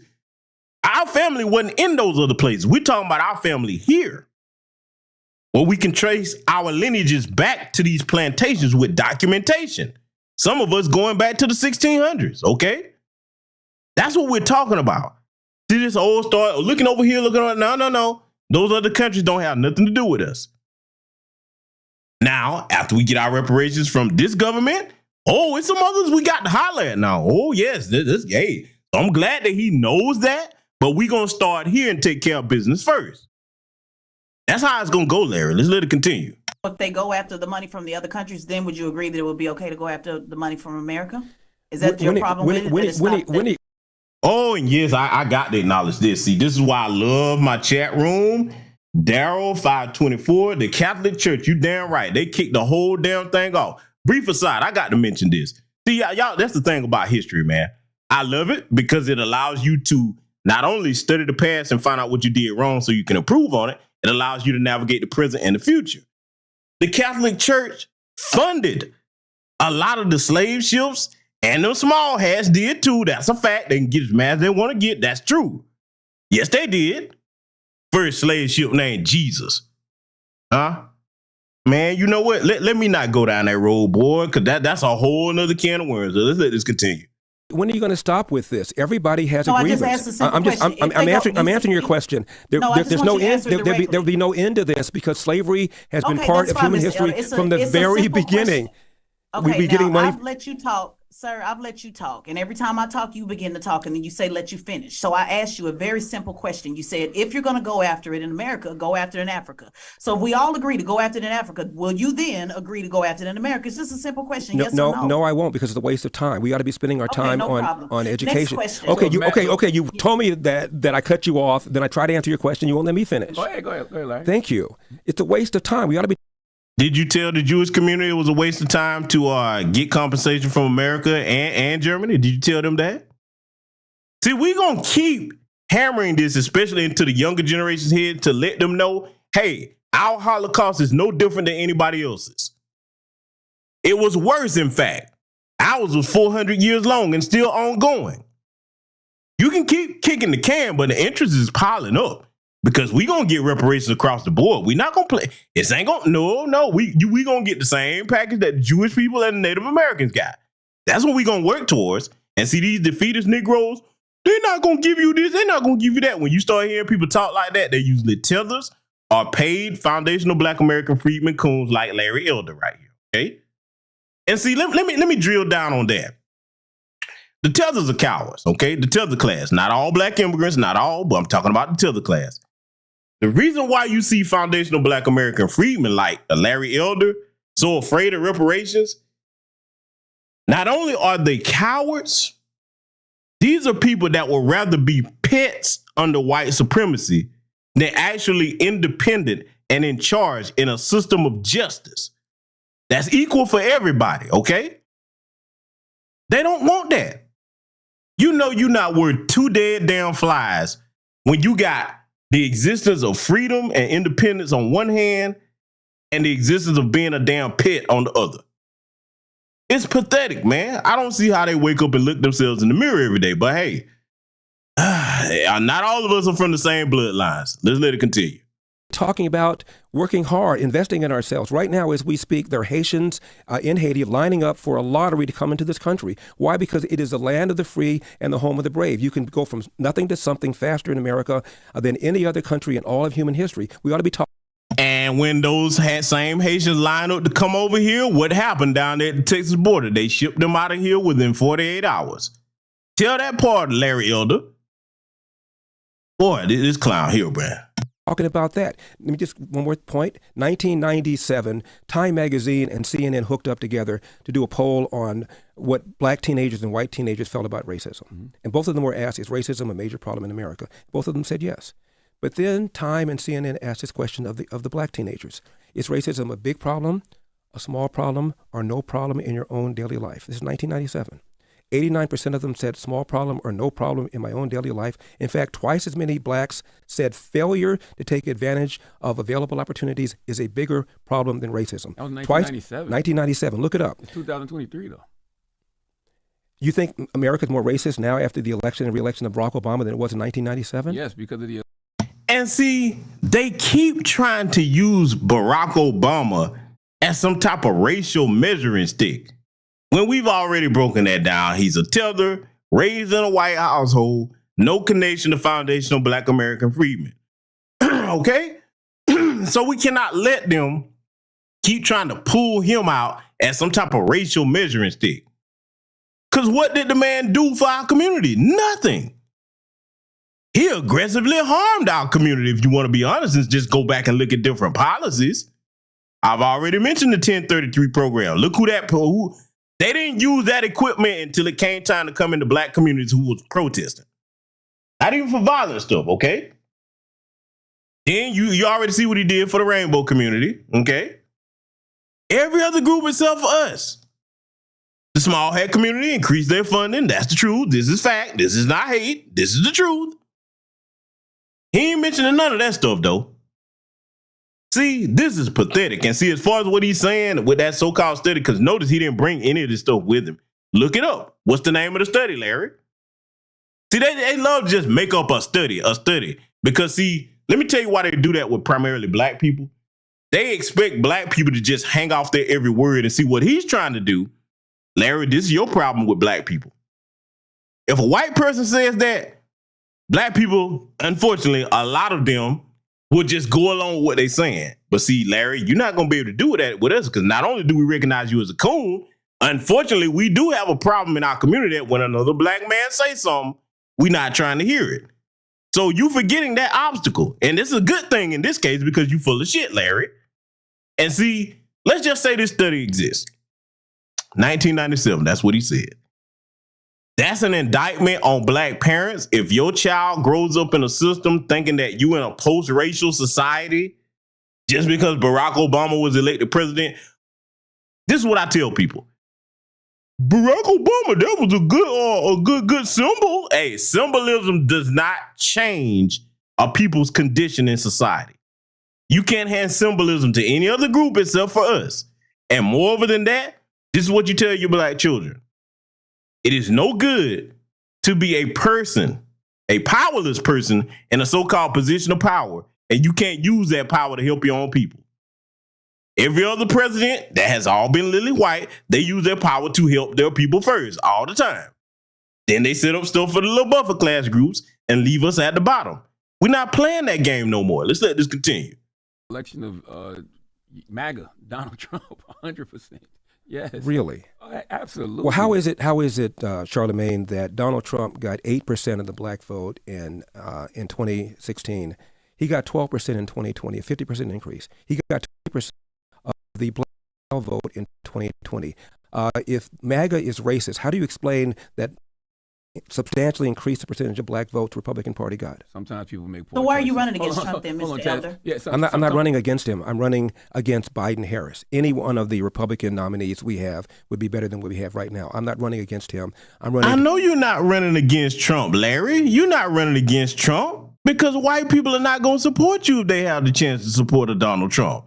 It's not going to happen, buddy. Put forth the issues I just now mentioned that I've been talking about for the last few minutes. You know, I want to ask you about that. You know, after 4 indictments, 91 criminal charges, don't you think it would behoove the Republican Party to move on from Donald Trump?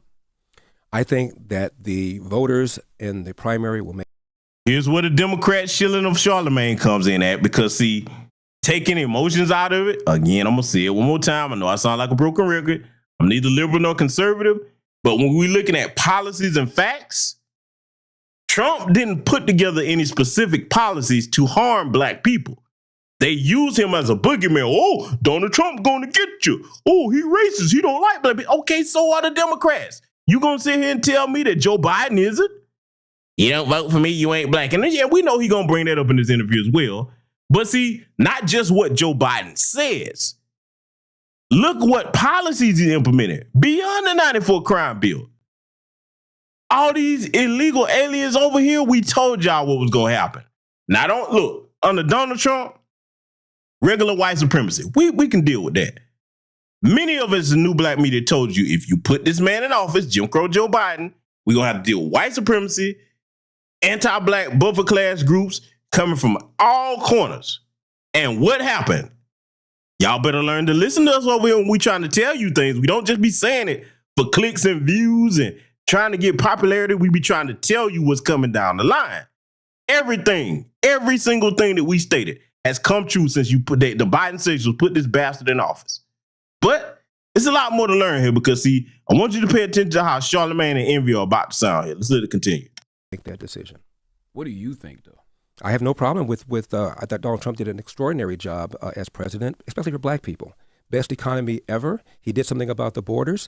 The people that are most hurt because of porous borders are black people living in the inner city, because most of the illegal aliens have little or no education. They end up living in the inner city. They compete against black people with high school or less for jobs. Mm-hmm. There are about 1 million fewer black people working than who would otherwise be working if it weren't for illegal alien labor. And illegal alien labor, according to a study done by the Civil Rights Commission, puts downward pressure to the tune of almost $2,000 per year on the salaries of black people living in the inner city. And Donald Trump gave us the most secure border we ever had. He also supported school choice. He also did the First Step Act, which allowed about 5,000 mostly black men with long criminal sentences, nonviolent, to have their sentences reduced an average of 70 months per.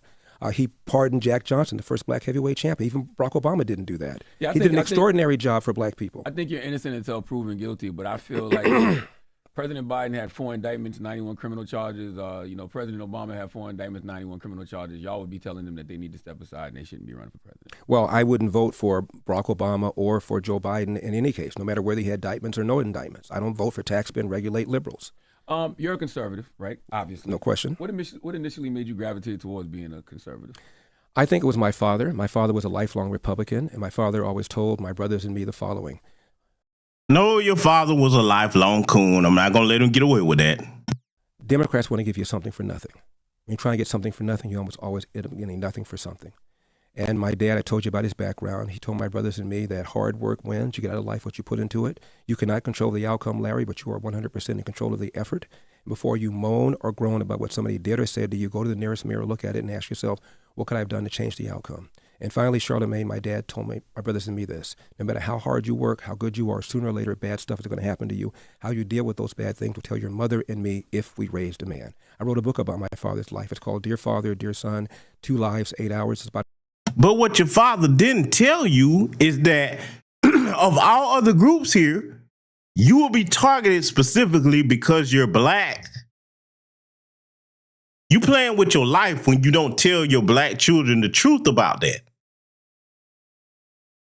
See, this is pathetic right here, but I'm glad he's candid about what his upbringing was because, see, we need to start studying what makes these people turn out to be coons.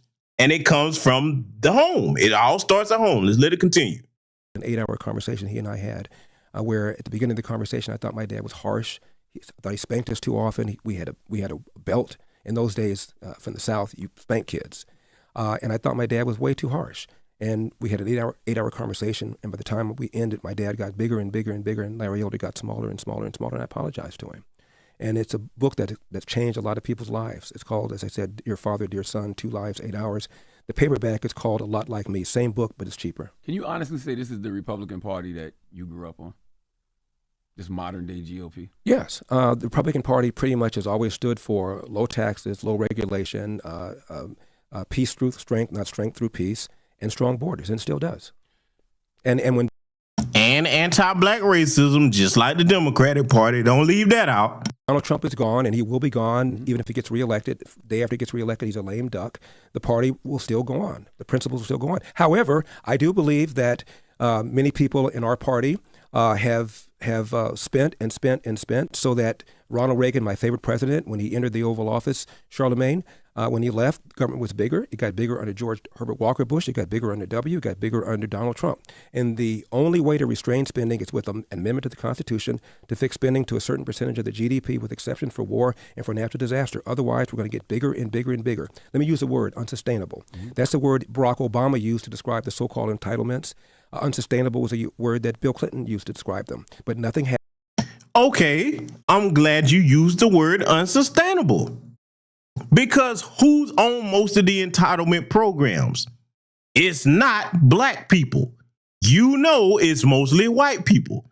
This is why I say if you got rid of it all tomorrow, which they're not going to do, that's going to hurt the dominant society more than black people.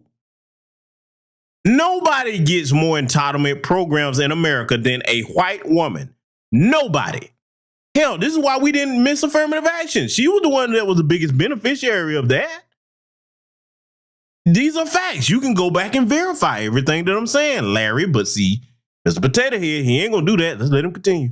Happens because if you run claiming you're going to reform Social Security or Medicare, the other side is going to accuse you of not caring about the sick, the poor, the elderly, and you are going to lose elections. That's why government gets bigger and bigger and bigger. So we need a law to restrain spending. Otherwise, it's going to get bigger and bigger and bigger. And for young people like you, these programs are not going to be there. Mr. Elder, I know a lot of black conservatives, and I completely agree about the black family. I don't think anybody here objects to that. Don't disagree about that at all. I think when you talk about ideology and then you mix in parties and then personalities, it gets kind of confusing. And, you mentioned yourself not to moan and groan, that as long as you work hard, all is well. And I think where the conflict is coming in is you did moan and groan about how the Republicans treated you. You did moan and groan about Governor Newsom and, asking for a recall. You did not leave that up to the voters. You are moaning and groaning when it comes to Donald Trump and how he's being treated. So it just seems to be a hypocrisy. And I don't know if the message would land a little bit better if there was some fairness across the board on Democrats and Republicans. I'm an independent, by the way, and I think both parties are trash. And I think all of us here, see both sides. And that's the part that's just not landing for me. There seems to be an unfairness on both sides with you. Well, not too surprisingly, I don't agree with your analysis. How is it that I did not leave the recall to the voters? What do you mean by that? What do you? You said I didn't leave the recall to the voters. No. I said you moaned and groaned about it. You said it should be recalled, correct? Correct? I said Gavin Newsom should have been recalled, yes. Right, that's moaning and groaning. Well, actually, it's taking advantage of what's in the California Constitution, which is when a certain percentage of voters sign a petition to recall a politician, there can be a recall vote, and there was one, as there was in 2003. We recalled the governor then, and there was in 2021 when I attempted to recall Gavin Newsom. That's part of our democratic process in California. Absolutely. We agree with that. I'm going to your statement when you said rather than moan about it. A little while ago, you said rather than moan about it, I'm just going to keep doing the hard work. And so I'm just saying that technically is moaning about it because the governor's the that's my point, sir. I don't follow exactly what you're saying. I really don't. It's okay. I don't expect you to. Yeah, but it's I'm one moment. I'm a little slow sometimes. One moment, yeah, we get it. Yeah. One moment you're complaining about the system, and the next minute you're saying the system is fair. The next minute you're saying it's not fair. So that's what I'm saying. There just seems to be a double standard on you and the system, not wanting to be accountable for a system that black people are not in charge of, by the way, of not wanting to hold both sides accountable when it comes to the system. Do I believe Hillary was treated differently and Joe Biden treated differently than Donald Trump is being treated? Yes, I do. Is that an indictment about whether or not America is systemically racist? No, it is not.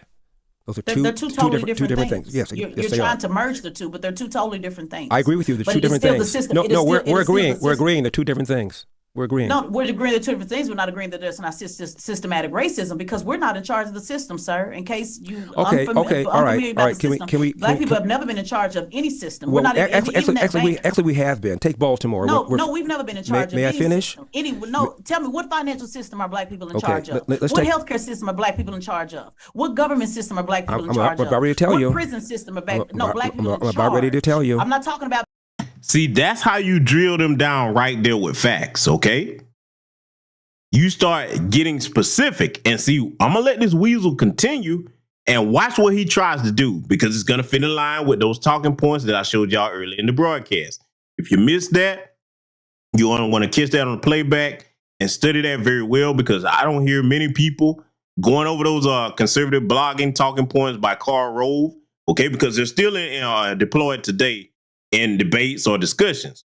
And to the brother here, Willis Martin, you might want to go back and look at Cornel West's so-called plan again if you think he's for reparations. I'm gonna let you do your own research on that, but you got to start looking at these people's websites and looking at their language. When they start talking about black, then black and brown and all these other catch terms, I mean, we've seen where that's gotten us. So I'm going to let you do your homework on that. But let's get back to our peanut head here, Larry Elder, and watch what Tizzle is about to hit him with, and watch how he tries to babble and deflect. Mayors. I already know that talking point, sir. I go on Fox News all the time as well. So let's not go there with that. I said, what system have we created? Goodness. Have we implemented that we have been in charge of? Name one. Is this why you don't like talking to black women, Larry Elder? Wow. Baltimore. Freddie Gray a few years ago. No. That's mayors. I'm not talking. I said system. I'm Remember, going to tell you system. about this system if you allow me to finish my point. I'm not talking about somebody elected and doing a job, sir. I asked, what system did we create? What financial Okay, let's system talk did we about the create? system of one of the largest. Let him say his point, thank you. man. One of the systems of one of the largest cities in America, Baltimore. Freddie Gray died in police custody a few years ago. The mayor was black. The head of the police department was black. Number two. It's not in charge of the system, but go ahead. Number two person in charge of the police department was black. All Still not in charge of the of city council, Democrats, majority black. Still not in charge of the system. Wow. That's a position. 6 officers charged, 3 of them were black. A judge before whom 2 of the officers tried their case, found him not guilty, was black. Still not in charge of the system. The city intendant of public schools was black. The county superintendent of public schools is black. The attorney general at the time, Loretta Lynch, is black, as was the president of the United States, was black. And yet, still not in charge of the system. So who's in I charge asked of you the a simple system, question, sir. Well, Wanda Sykes said when Barack Obama got elected, how are you going to complain about the man when you are the man? Now, from the president to the attorney general to the state attorney to the mayor to the head of the police department to the commissions of the schools in the city and in the county to the majority of city council in that city, all of them are black. And you're still saying that we don't run anything? So who's in charge of the No, system? no. I said who created the system. I didn't say we didn't run anything. I challenged a lot of those black leaders, by the way. I said when we talk about the system, what black people have been in charge of any system. I'm not talking about a position. I'm not talking about a mayor. You know good and well what I'm talking about. You're basically saying that they're black faces that are still in those correct. positions, but they're still being correct. part Similar of the to you, Mr. Elder. You're so a black face in a position in the conservative movement. They're just the same. They're just on the other side. I'm talking about So then when Martin Luther King said in 1966, I believe there could be a black president in about 40 years' time, then it really doesn't matter whether there's one or isn't. One, because nothing changes. He was naive. The system he was naive also then. killed him as well. Well, we know that the FBI and the CIA also killed him. That system. You realize that, correct? Wow. And listen at him talking about wow. No, not wow, Larry. Was what Tizzlin saying true or false? Not wow. Because the system did kill Martin. It killed Medgar Evers. It killed Malcolm. Now, we could be here all night naming who it killed. The system, which black people don't run. Bootlicks working for or under the system are not in charge of it. Go back to what I said in the beginning of the broadcast. Show me where any black person in either political party, Democrats or Republicans, can tell white people what to do when they all get in line. If a black person tried it, no matter what his position was, they were both in both parties. Be like, has this nigga lost his damn mind? Him or her or this negress? You don't even see that in corporate boardrooms. Think about it. Where have you ever, right now, 2023, where have you ever seen a black person go in and just start calling hands with white people? Go back to the Montgomery River Brawl. That's what that was all about. They didn't want to listen to that black co-captain who was trying to tell them, hey, you're going to have to move your boat. I'm not moving this boat, you nigger. And they all jumped him because none of them like to be told what to do by a black person. They don't care what kind of uniform you got on, how well educated you are, how accomplished you are. They're like that to this day, the greater majority of them. See, Tesla on his ass. He got the right one. Let's let him continue. Individual killed him. Right. That was also a part of Pro Hotel through the system. Correct? Yeah. Not correct. Pro. Not correct. He was so killed. The FBI didn't have anything to do with it. The CIA didn't have anything to do with J. it. Edgar Hoover was definitely on Martin's ass. Like, come on. I didn't say he wasn't. Oh. Robert Kennedy is the one that approved the wiretaps. But to say that the FBI killed him, I mean, what's your evidence of that? No, that's a pretty serious charge. Yeah, I get what you're saying. Pretty serious charge. Yeah. Serious charges require serious evidence. Yeah. What is your enforcement law proposal? It is to allow states to set up commissions of retired judges and retired DAs to get rid of these soft on crime George Soros-backed DAs that are allowing a bunch of bad people on the streets or not charging bad people to the full extent of the law. And the people that, by and large, that are hurt by these people are the very black and brown people living in the inner city. There's a Larry Krasner is a George Soros-backed DA in Philadelphia. He's been impeached, but this Philadelphia State Senate wouldn't even take up the case. We've had 2 attempts to repeal a soft-on-crime DA in L.A. County, and it hasn't gone through yet. We've got a bunch of, in my opinion, this guy, Alvin Bragg, he ran promising to get Donald Trump, and when he got in, he said the evidence wasn't there, and then one of the former DAs writes a book, accuses Bragg of giving Donald Trump a pass, and all of a sudden, he brings counts against Donald Trump. I think it's unfair. Do you think members of your party are leaning toward fascism? Define fascism. Authoritarianism? Define fascism. I mean, the rejection of democracy, the rule of law, and equal rights under the law in favor of a strong man, Donald Trump, who interprets the popular will. This is how you know Charlemagne is a shill, okay? This is where his shilling comes into play.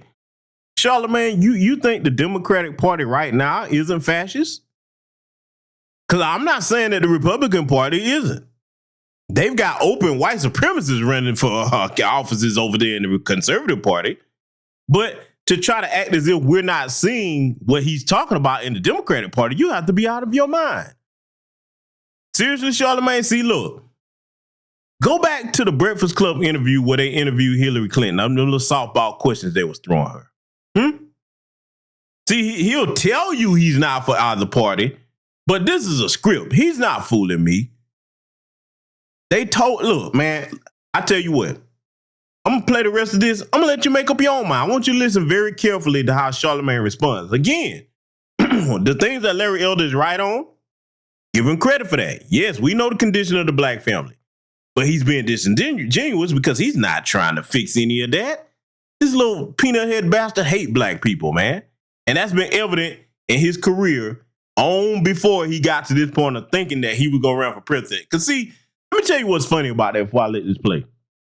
What's funny to me, this year right here, with the Larry Elder, the Vivek Ramaswamis, and all the rest of them, you can even throw Ron DeSantis in there. I'm going to throw him in there too.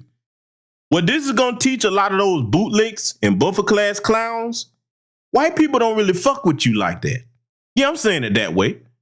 White people don't fuck with you like that.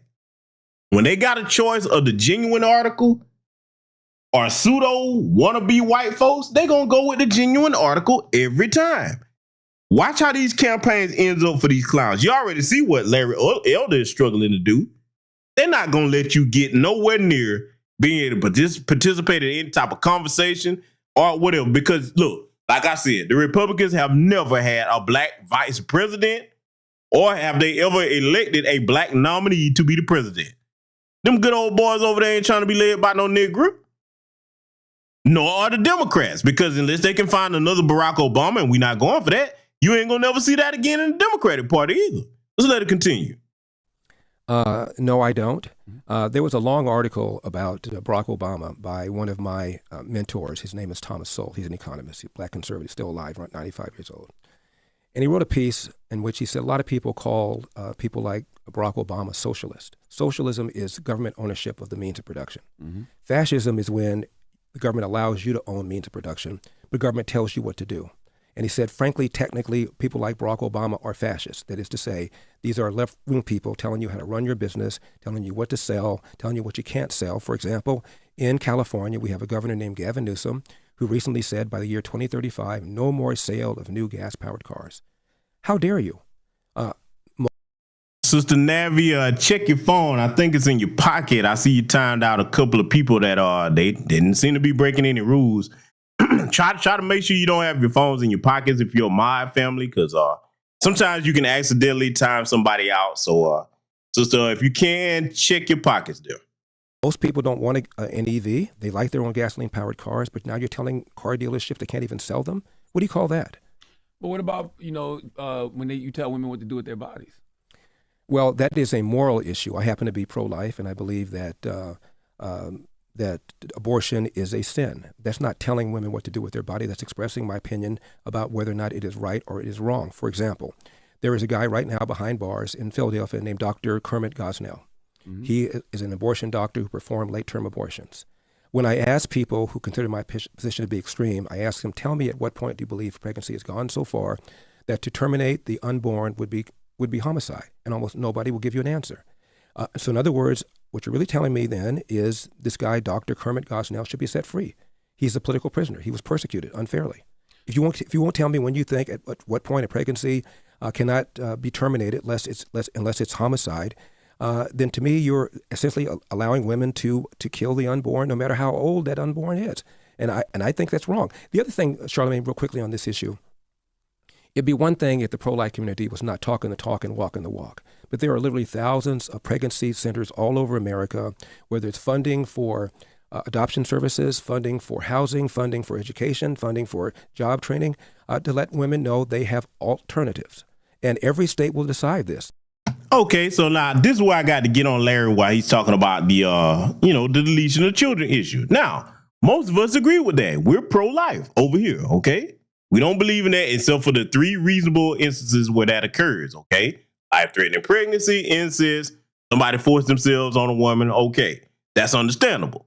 But to go to show you how Larry is hypocritical and full of BS, Larry, if you care so much about that, why don't I hear you advocating for them instead of putting all the Planned Parenthood clinics closer to the black side of town?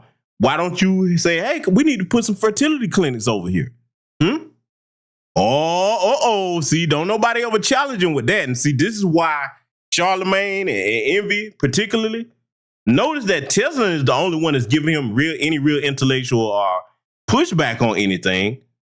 Tweedledee and Tweedledum, Charlamagne and Envy, they not really hitting him where they should be hitting him. See, this is why those 2 goofballs need to stick to what they do best, entertainment, okay? Because, see, he left himself wide open with so many things that I'm pointing out here tonight. But watch where he goes with this, and I want you to listen to what they say. Let's let it continue. The government shouldn't be passing some sort of law one way or the other regarding abortion. Every state's going to decide that. I'm in California, which is a deep blue state. There have been 2 initiatives to restrict abortion. I voted in favor of them. I was overwhelmingly defeated. And when abortion has been put on the ballot in recent years, the people that wanted abortion restrictions have lost. The American people pretty much have said, first-term abortions, they want them to be legal. Late-term abortions, they don't want them to be legal. I happen to disagree with that, but I'm willing to live in a society that has a different point of view than I have on this issue. Can you have a real democracy if you're taking away people's power of choice? If you're taking away people's power to choose and not giving them any options. Well, if you consider it to be a crime that abortion is a sin, in my opinion, you're not taking people's right to choose. You're making a moral statement about what's right and what's wrong. I mean, there's a lot of sins, though. Sex before marriage is a sin. I'm sure you did some of that. Now, see, this is where I don't respect that weasel Charlamagne. Because, see, people keep trying to tap dance around the issue with that particular subject there, deletion of children. Yes, that's murder. Yes, it is. It's murder. Because, watch this. We're going to make this simple. Because everybody like to try to play a game. It's her body, her choice. Okay. The baby is growing in your body, but that's not your body. That's that child's body. Like I said, outside of those 3 reasons I just named earlier, it is murder. Right now, if somebody go punch a pregnant woman in the stomach and kill her baby, what you gonna get put up on charges for? Starts with an M and ends with an R. Murder. So what's the difference? I just don't want to have the kid no more because you laid up with some irresponsible clown, and then the next thing you know, here you come going to the deletion clinic. Innocent life being taken. So I'll give him credit. I agree with that. Most black men with some type of moral values, we agree with that. We agree with that. And Charlamagne is worm sitting up here trying to whittle it down. Can see this other thing too. The reason why I say murder, what a lot of the goofballs in the liberal party do, men and women that try to support that, they want to call it something else. No, call it what it is. If it's okay, it's normal, there's nothing wrong with it, call it what it is. You want to murder children. That's what you want to do. Every bastard or bitch, and I'm going to use that term because that's what you are if you're killing kids, that'll sit up here and support that, nobody aborted your black ass. Huh? If you hear breathing, outside of them 3 reasons that I named, you don't have the right to terminate no kid. You can have that child and put it up for adoption, give it to somebody in the father's family, okay? It should be 2 people to sign off on that. And this is what I say. If a man and woman signs off on that, I'm going to tell you where I'm going with it. Okay, that's the last kid you'll ever kill. Sterilize both your ass. You goddamn right. I said it. Outside of them 3 reasons I named, you want to kill kids? You sign off on that? You won't get the chance to do it again. Yeah, I'm just that serious about it. A lot of people may disagree, but that's where I stand on it. Let's let it continue. As for the sins of my past, either the Lord has forgiven me or the statute of limitations has run out. I'm making a joke about that. A lot of people, of course, make mistakes, yes. Okay. And I think that people should deal with the consequences of their actions. And if you let people know there are consequences to their actions, it will inform their actions and make them behave more responsibly. Anytime you allow bad behavior to continue, you're going to get more bad behavior, whether that's... So how does that apply to President Trump then? Because you said that was a two-tier system that because that's unfair. I don't believe Donald Trump... You don't think he did anything? I don't think he did anything wrong. No, I don't. I believe that he complained about the election the same way Hillary did. Hillary, for 4 years, referred to the 2016 election as having been stolen, her word, not mine. She called Donald Trump illegitimate, her word, not mine. Jay Johnson, who's... For the brother Ben Ugorge, I said the 3 reasons were life-threatening pregnancy, incest, or someone forced themselves on a woman and she got pregnant. Those are the 3 reasons. Outside of that, it's killing a kid. It's murder. So those were my 3 reasons, brother. Obama's DHS secretary testified under oath that not a single vote tally was changed by the Russians. They tried, but they failed to change a single vote tally. 66% of Democrats believe the Russians changed vote tallies to get Donald Trump elected. Even though Jay Johnson testified under oath, not a single one was changed. That's the damage that people like Hillary and former President Jimmy Carter and Stacey Abrams and Hakeem Jeffries and others have said for years, referring to Donald Trump as illegitimate. A greater percentage of Democrats believe 2016 was stolen than we feel that way about 2020, but yet nobody calls them election deniers and nobody accuses them of undermining our republic. And they're not undermining our republic. They're complaining about an election. You have a right to do so. I know you probably got to go. Have you ever heard of the term nigga wake-up call? No. It is an incident where a person of color... This is the part where he's about to make Charlemagne look stupid. Because, see, Charlemagne keep people fooled. Well, some people that don't have intelligence fooled, but he's a Democrat, Shill. Him and Envy, okay? Tislin is the only one up there that I can say for a fact that I know is not a Democratic, Shill. You can't buy that sister. Let me tell you something. I vouch for Tislin Figueroa's character because I know that sister's work. I know people that she's worked with. You don't have enough money to buy that sister. When I tell you about a writer, see, yeah, well, you know, when we got our jokes over here, we know Tez is double cheeked up over there, but that sister's serious about her business. Yeah, she's very nice to look at, but she's very competent and very functional, very loyal to our people, okay? You can't buy that one. See, there's certain people in these grassroots movements that either you work with or you know other people that work with them. You say, oh, yeah, that brother or sister is solid right there. Look, let me tell you something. I'm gonna say it this way because I ain't gonna, know what that sister want to put out there, but I'll say this: trying to buy Tesla and Figaro and get her to get some cooning, that's a good way to see what her curse word repertoire is all about. Let me tell you something. Go ahead and try it to see what happened to you.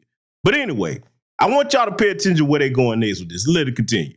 Forgets that they are of color and are reminded rather brutally by an unexpected act of racism. Have you ever had any of those? Oh, brother. I'm just asking. You think you've ever had Well, I'm acutely aware, Charlemagne, that I'm a black person, just as you are a black person. And when Joe Biden insulted you by saying, you ain't really black, we don't know whether or not you want to vote for me or vote for Donald Trump, it seems to me that should have been a wake-up call on your part. How dare this guy come in here and insult you, a black man, and tell you you got to think a certain kind of way? I'm amazed that you weren't mad about that. I'm not gonna say it upset me, just like I'm not letting you upset me. You know what I mean? I don't tend to get upset over things like that. But what I did say, well, you just not talk about a nigger wake-up call, and it seemed to me that should have been a wake-up call on your part to have a white guy come in here who also said, by the way, about Mitt Romney. Because he didn't want to put more regulations on Wall Street, going to put y'all back in chains. And Joe Biden has lied for decades about his civil rights record, claiming that he desegregated movie theaters and restaurants in Wilmington, Delaware, when he didn't do any of that. He lied and said that he tried to visit Nelson Mandela during apartheid South Africa. He did not. And he came in here and told you aren't even black and let you think a certain kind of way. It seems to me that should have been a nigga wake-up call for you, but it wasn't, apparently. Yeah, I mean, no, for the record. He checkmated Charlemagne's ass then. Now, that's the portion of this interview where he got Charlemagne. Because everything that Larry Elder stated Now that was hard truth right there. He told some half truths here tonight, deflected, gaslighted, like I showed you the talking point show. But one thing about your brother over here, I don't care whether I like or dislike somebody. If you're telling the truth, I'm gonna give you credit for that.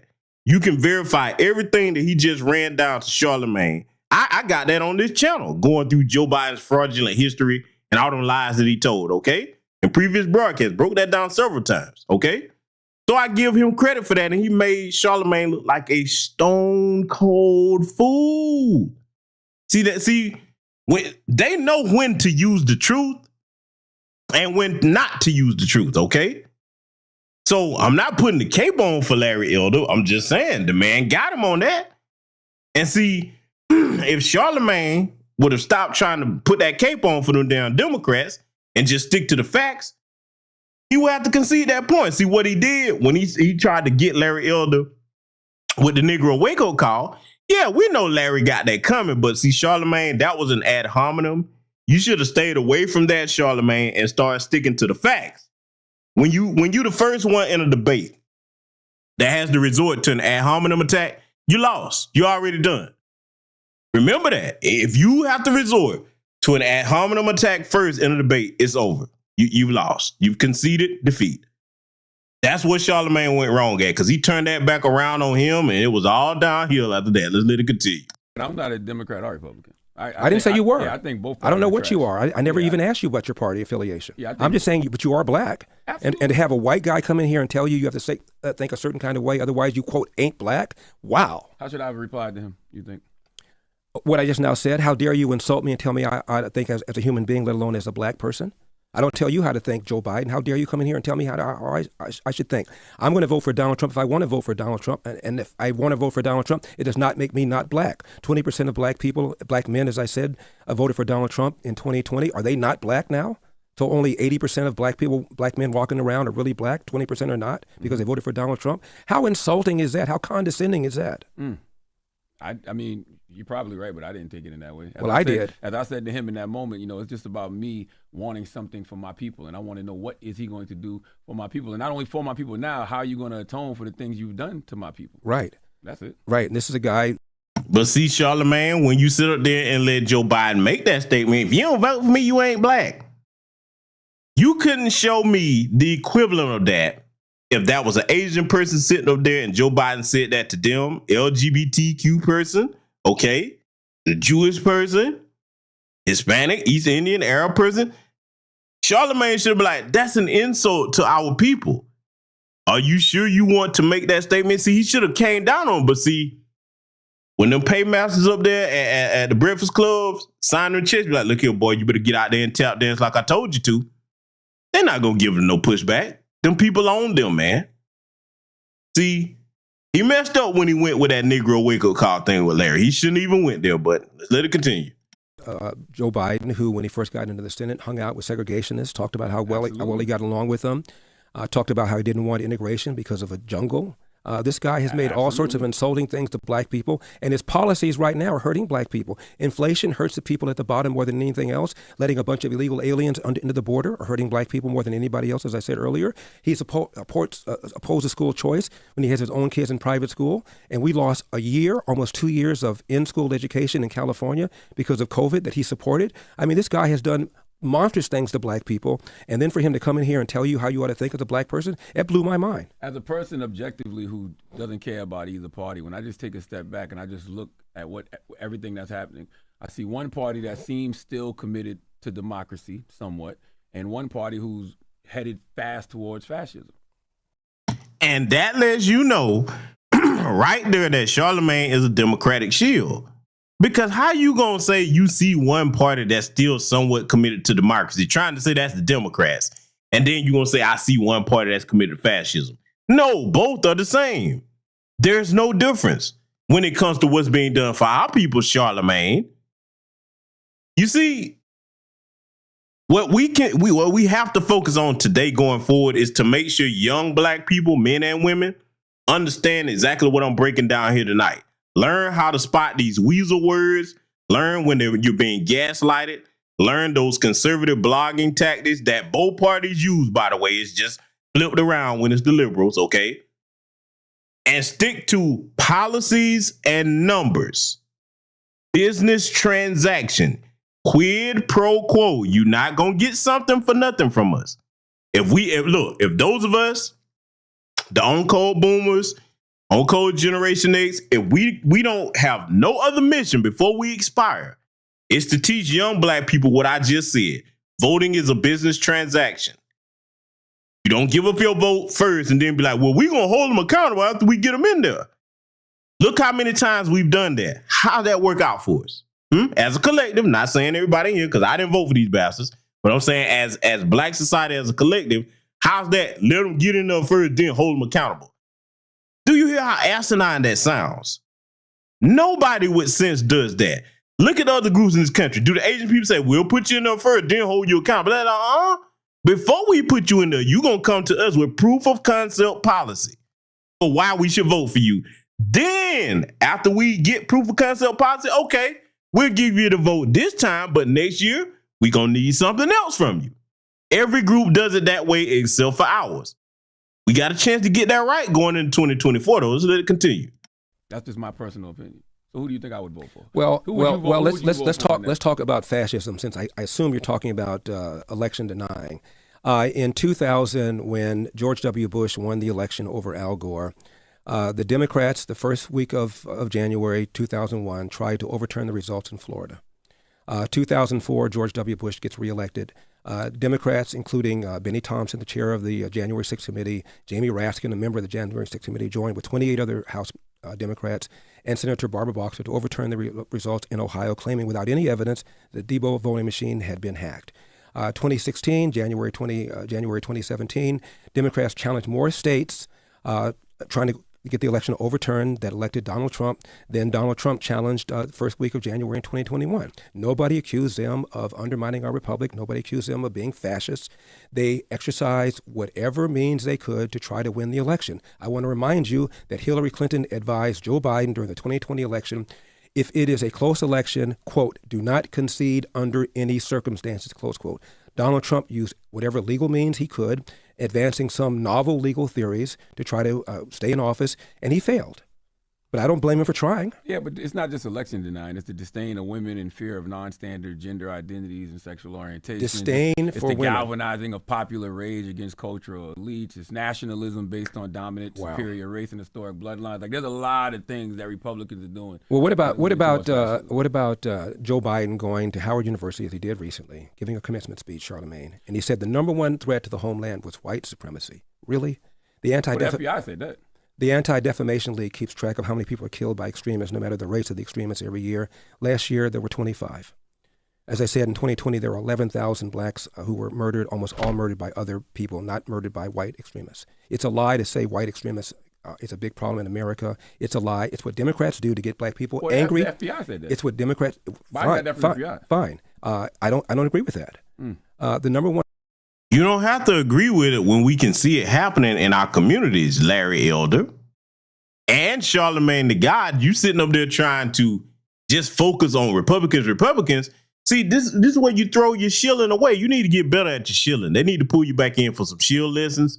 If you're going to claim that you not for one part or the other, you slant it towards just talking about Republicans this, Republicans that. Talk about both parties. Because we can see what it look.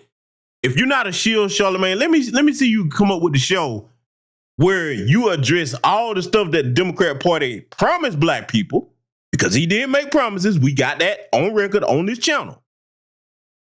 But yet he didn't deliver. Where that George Floyd policing act that we supposed to have? Huh? Where that happened to? Where'd that go? That and all those executive orders that he signed for every other group except for us. Let me hear you talk about that, Charlemagne. You a shield, man. You and your boy DJ Envy are shields. Tesla the only one with some integrity up there. And I know why that sister there is very strategic on her part. Okay? Trust me. When Tesla goes somewhere, she has a strategy behind it. But you see, the reason why she's up there speaking that way, I hate to get in anybody's pockets, but let me tell you why the sister's able to speak that way. She's not beholden to the Breakfast Club like Charlemagne and Envy. They don't have her under permanent contract. Not trying to put the sister's financial business out there, but I'm letting you know why she can speak that way, because look, like I said, you can't buy that sister. Her situation is different from Charlamagne and Envy. So you're not going to hear her towing the party line for the damn Democrats. That's why she putting teeth to Larry Elder ass. Okay? So I just want to make that part clear in case anybody wondering why Tizzle gives the pushback that she gives when people come on that show. Okay? Let's let it continue. Threat to the homeland is a large number of people who are engaging in criminal activity. And what Democrats do is tell black people racism, racism, racism. They trot out David Duke or some other facsimile every 4 years to tell black people, vote for us because, after all, we're the party of racial justice, social justice, and equity. And these dastardly people over there, these Republicans, are the party of Jim Crow and slavery, even though it was the Democratic Party that was the party of Jim Crow and slavery. So why should black people... No, you're not going to keep telling that lie. And see, that's where they get our babies at that don't know history. That's why they're pulling all the real history out of these schools. This is why you need to pick up documentaries by brother Jason Black, Gentrified, okay? 7 a.m., Race War, All the Hidden Colors, okay? 1804, American Maroon. Get these things that's out here. Look, Elementary Genocide by my good brother Raheem Shabazz. I can name several brothers and sisters over here in New Black Media that have educational tools that give you the truth. You see what I'm saying? Where you can give your children what to counter these lies with and make sure that they know how the world functions. Because see, you'll have a bootleg like Larry Elder just repeatedly telling that lie. Oh, it was just Democrats that were part of Jim Crow, slavery, and Ku Klux Klan. No, it was both parties. Both. And see, like I said, soon, I've done this before on my channel, I'm going to bring that history back up. We're going to break that shit down from the A-road to the zero, like my uncle say. Because see, now is the time to stand on truth. And see, one of the things that let me salute the young black brothers and sisters out here, okay? Because I'm very proud of you all. What I'm seeing, and I'm gonna give them credit because they don't get the credit that they deserve from a lot of the elders a lot of times. But I'm gonna take the time to do it here tonight. When I was young, okay, when I was a young man, I'm a Gen Xer. We were not as focused as they are on certain things at their ages today. Of course, technology has advanced, but I'm gonna keep it a buck. A lot of my generation was on the party and bullshit too. We weren't thinking about how these things affect us now. When I see brothers like Torian Rain, Afro Elite, okay, the sister ZZ, okay, I'm just naming a couple. There's several others. I'll be here all night. Even if you don't have a platform, I want you to know that your brother GBS, I'm proud of y'all, man. I'm proud of y'all because you're taking a stand for what's right and you're taking a stand for your future because you all are going to be the future. You are the future of our people. So it's very important that you learn how to recognize these types of shills and you take a stand against it and then you act to make sure that they can't keep victimizing you by you helping them, okay? So I'm very proud of them. I just want to take the time to give the young people in our community their flowers, the ones that are trying to do the right thing. Let's get back to it. Rock with the GOP then. Like, what are the reasons? Economics. I had Tavis Smiley and Cornel West on my radio show once, Charlamagne. And I told Tavis and Cornel West that under Ronald Reagan, black adult unemployment fell faster than white adult unemployment. Mm-hmm. Black Hispanic unemployment fell faster than did white unemployment. Black teenage unemployment fell faster than did white teenage unemployment. Black businesses were created at a rate faster. Their revenues grew at a rate faster. And they both told me that I was wrong and that they would have the data on my desk by Monday. That was 15 years ago. I know the mail is slow, but it seems to me they should have given it to me by now. Again, Donald Trump presided over the best economy ever for black people, lowest unemployment. And it seems to me the number one reason that most people vote is because of the economy. We have had 40-year historic high in inflation. We've had gas prices that are now about 40% more than what they were when Joe Biden came into office. And we have about 7 million illegal aliens in our country. And the bulk of the suffering because of these illegal aliens will be borne by black people living in the inner city. So those are three reasons alone not to vote for the Democratic Party and to vote for the Republican Party. And by the way, I'm not voting for a fishing buddy. It's not because I like Trump or like him personally. I'm voting for policies. And I don't really care whether or not his personality offends people and he does bad tweets. Maybe it might be better for our society if he were more polite. I don't know. I don't care. I'm not voting. Now let's deal with that right there. I'm going to start backwards and work my way back to something. I agree with the part about where he's saying I'm not voting for a fishing buddy. You're right. That's one of the things that hurts us in our community. We talking about who we like, who we don't like. This is business. It's about what's in the best interest of our people as a community. It ain't about who we like. I don't give a damn who likes me. As long as you are doing things for my people policy-wise, I don't care about you liking me. I'm not looking for friends. I got all the friends I need. Like Dr. John Henry Clark said, damn it, if you want a friend, look in the mirror. That's your friend right there. Those are the elders that I quote. But see, when he starts talking about going back, trying to say those are the reasons to vote for the Republican Party, no, you're not going to tell us what the reasons we should vote for you are. We're going to hand you our agenda, reparations, anti-black hate crime bill, everything else under that. We'll tell you what the reasons to vote for you are after you come with proof of concept policy. See, gone are the days when you just put a candidate out in front of us that nobody's ever heard of before, and then you just roll out the script. This is what you're voting for. No, you don't tell me what I'm voting for. I tell you. I'm the person living here paying taxes in America.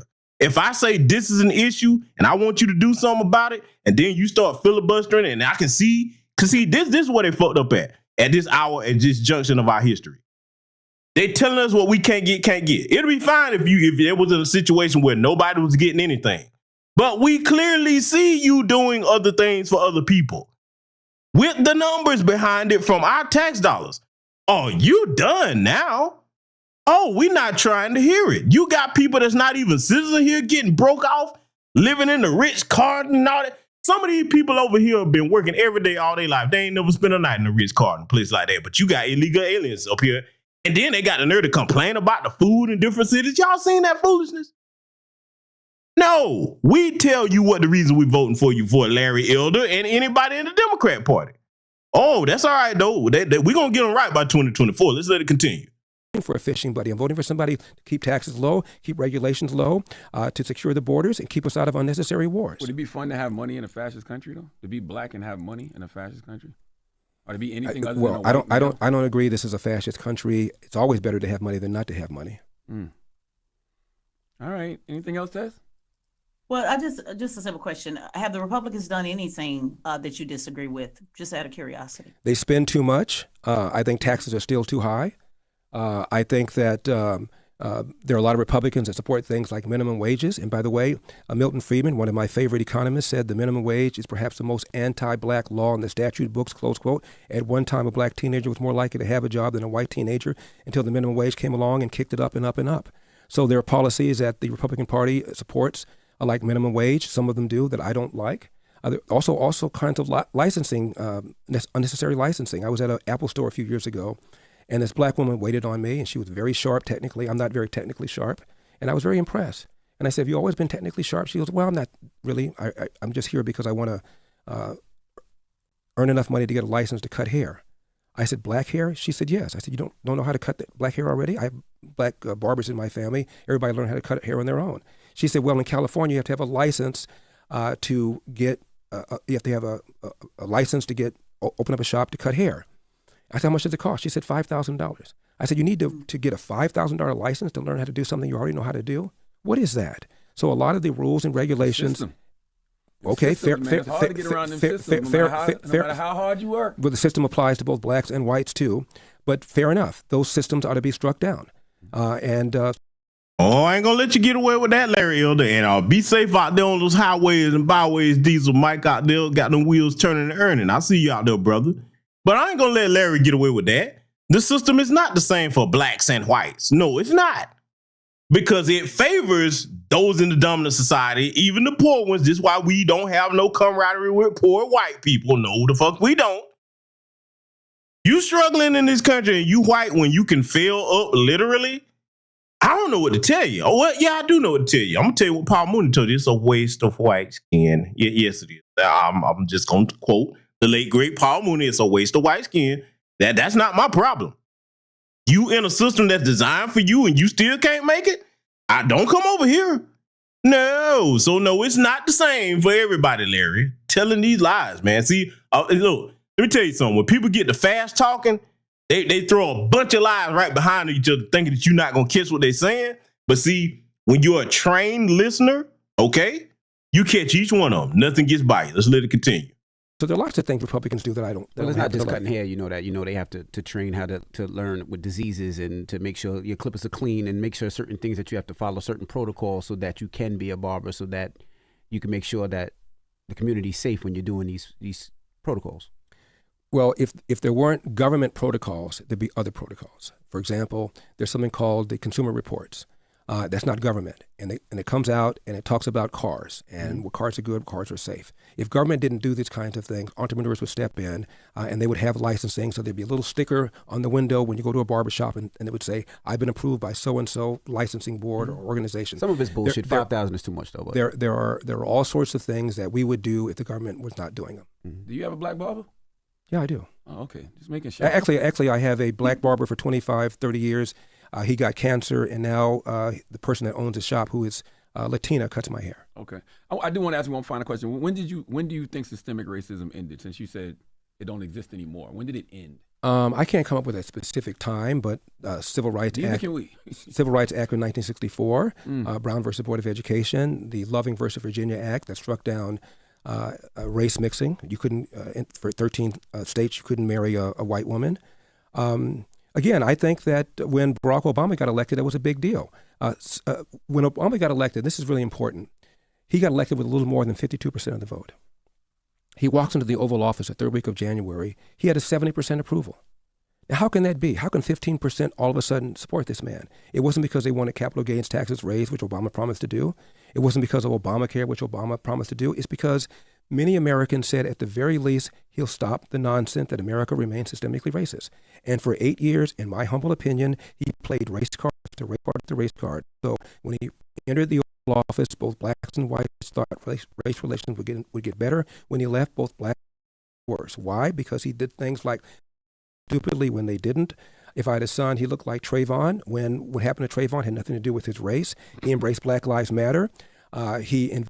Bullshit. What happened to Trayvon Martin had everything to do with his race. You're not going to let him get away with that one. In the White House over 70 times. He said that racism is in America's DNA. He said all sorts of things so that when he left, both blacks and whites thought race relations got worse. Right, but sir, this is where and we can just agree to disagree, because you're mixing race relations and voters, what voters decided to do, who might just be very good people that decided to elect a black man, confusing with institutional system racism. And those are just two totally different things. And it's okay if we just agree to disagree. I'm talking about structures, not what voters did, or voters wanted to see better race relations. We're talking about structures, the same structures that you referenced several times that have also spited you. So that's all Joe Biden, for example, when Georgia reformed its law, said it was worse than Jim Crow. It's Jim Ego. More blacks voted in Georgia than ever before. The percentage of blacks increased. If the structure, how is it that the structure did not stop black people from voting in Georgia? Well, I'm not talking about voting, sir. I'm talking about, and just to be fair, I think Joe Biden and what Joe Biden has did to African Americans, particularly with the war on drugs, was one of the worst things that actually happened to black people. Just to put that on the record, he too was a part of that system that I'm talking about. Democrats as well. I just try to stay balanced to say that same system it applies on both sides. Democrats and Republicans helped with mass incarceration. Joe Biden led it, wrote it. So we have no problem. Or I have no problem condemning him as a Democrat for what he's done. I'm just talking about institutions versus relations are just two totally different things. And that's just where we, just disagree with that. And that's okay. Well, we didn't really get into mass incarceration, but most people who are behind bars because they committed a violent crime against somebody else. And often the black people who are behind bars committed a violent crime against another black person. That is a lie. When you look at what the greater majority of black people are behind prison bars for, is for nonviolent offenses. You got people to this day, because of that damn 94 crime bill, they're still doing time for drug offenses, nonviolent crimes. Now, if you commit a violent crime, okay, yeah, you're supposed to be in there. Especially you did something to elderly people, children, okay, things like that. Yeah, we agree with that. But now to make that lie up, no, Larry, this is verifiable information. And see, let me tell my young black audience something. You might think that your brother is splitting hairs when I say this, but beware of any black person. I don't care what their political affiliation is, that refers to black people as the blacks. Blacks. We don't call each other that. See, that's the sign that you're dealing with a coon and somebody that kisses white ass on a regular basis. the blacks are blacks. We don't look, white supremacists too. They come into our spaces doing that. We recognize you right off the bat.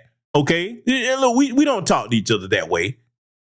That's how they sound. And that's how Negroes in the third person always talking about you niggas this and all that. I've broken that down on my channel. Okay? You better make sure you double and triple check everything coming out their mouth. Because, see, I guarantee you're dealing with somebody that can't stand black people. But let's let it continue.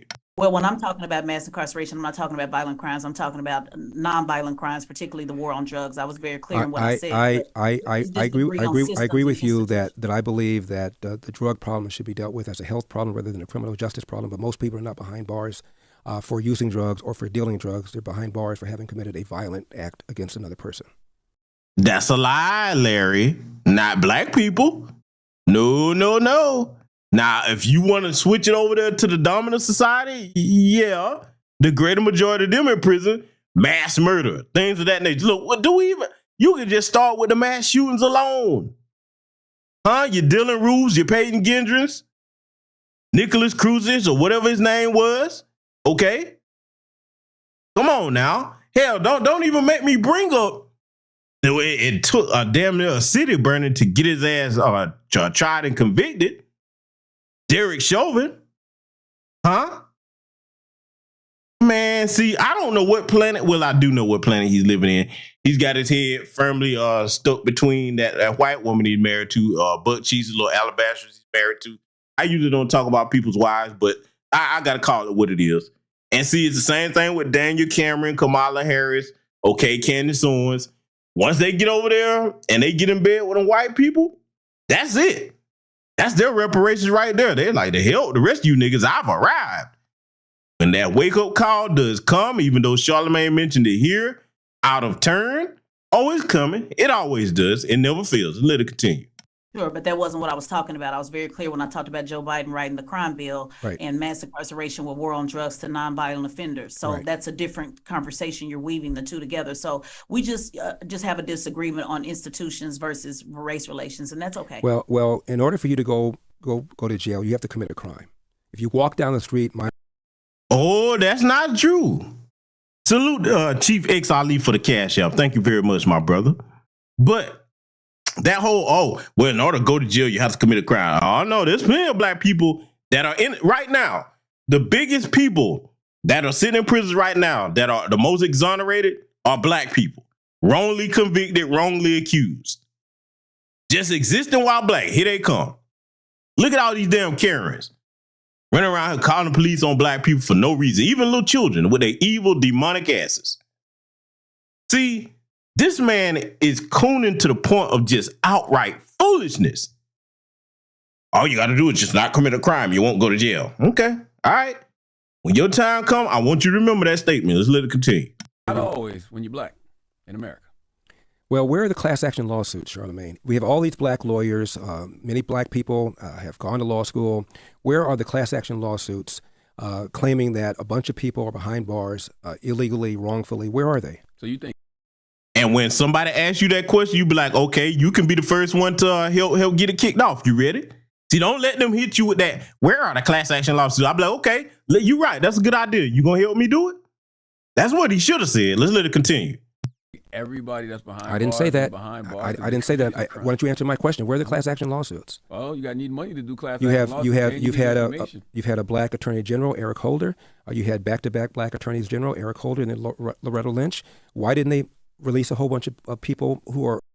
And Ms. Zell, you're exactly right. Ms. Zell says, just like that 17-year-old black nurse in Minnesota who defended herself from that white nurse, you absolutely right. You're absolutely right. See, we could be here naming stuff like that all night. I just wanted to highlight this as comment because, see, Larry, you present that to Larry. Oh, well, that's just one person. That doesn't happen all the time. Bullshit. The hell it doesn't. Every black person in this chat probably got a story that they could tell that if it didn't happen to you personally, it happened to somebody in your family or somebody that you're acquainted with. And he gonna sit up here, all you gotta do is just obey the law and you won't go to jail. Nah, Larry, that's not reality.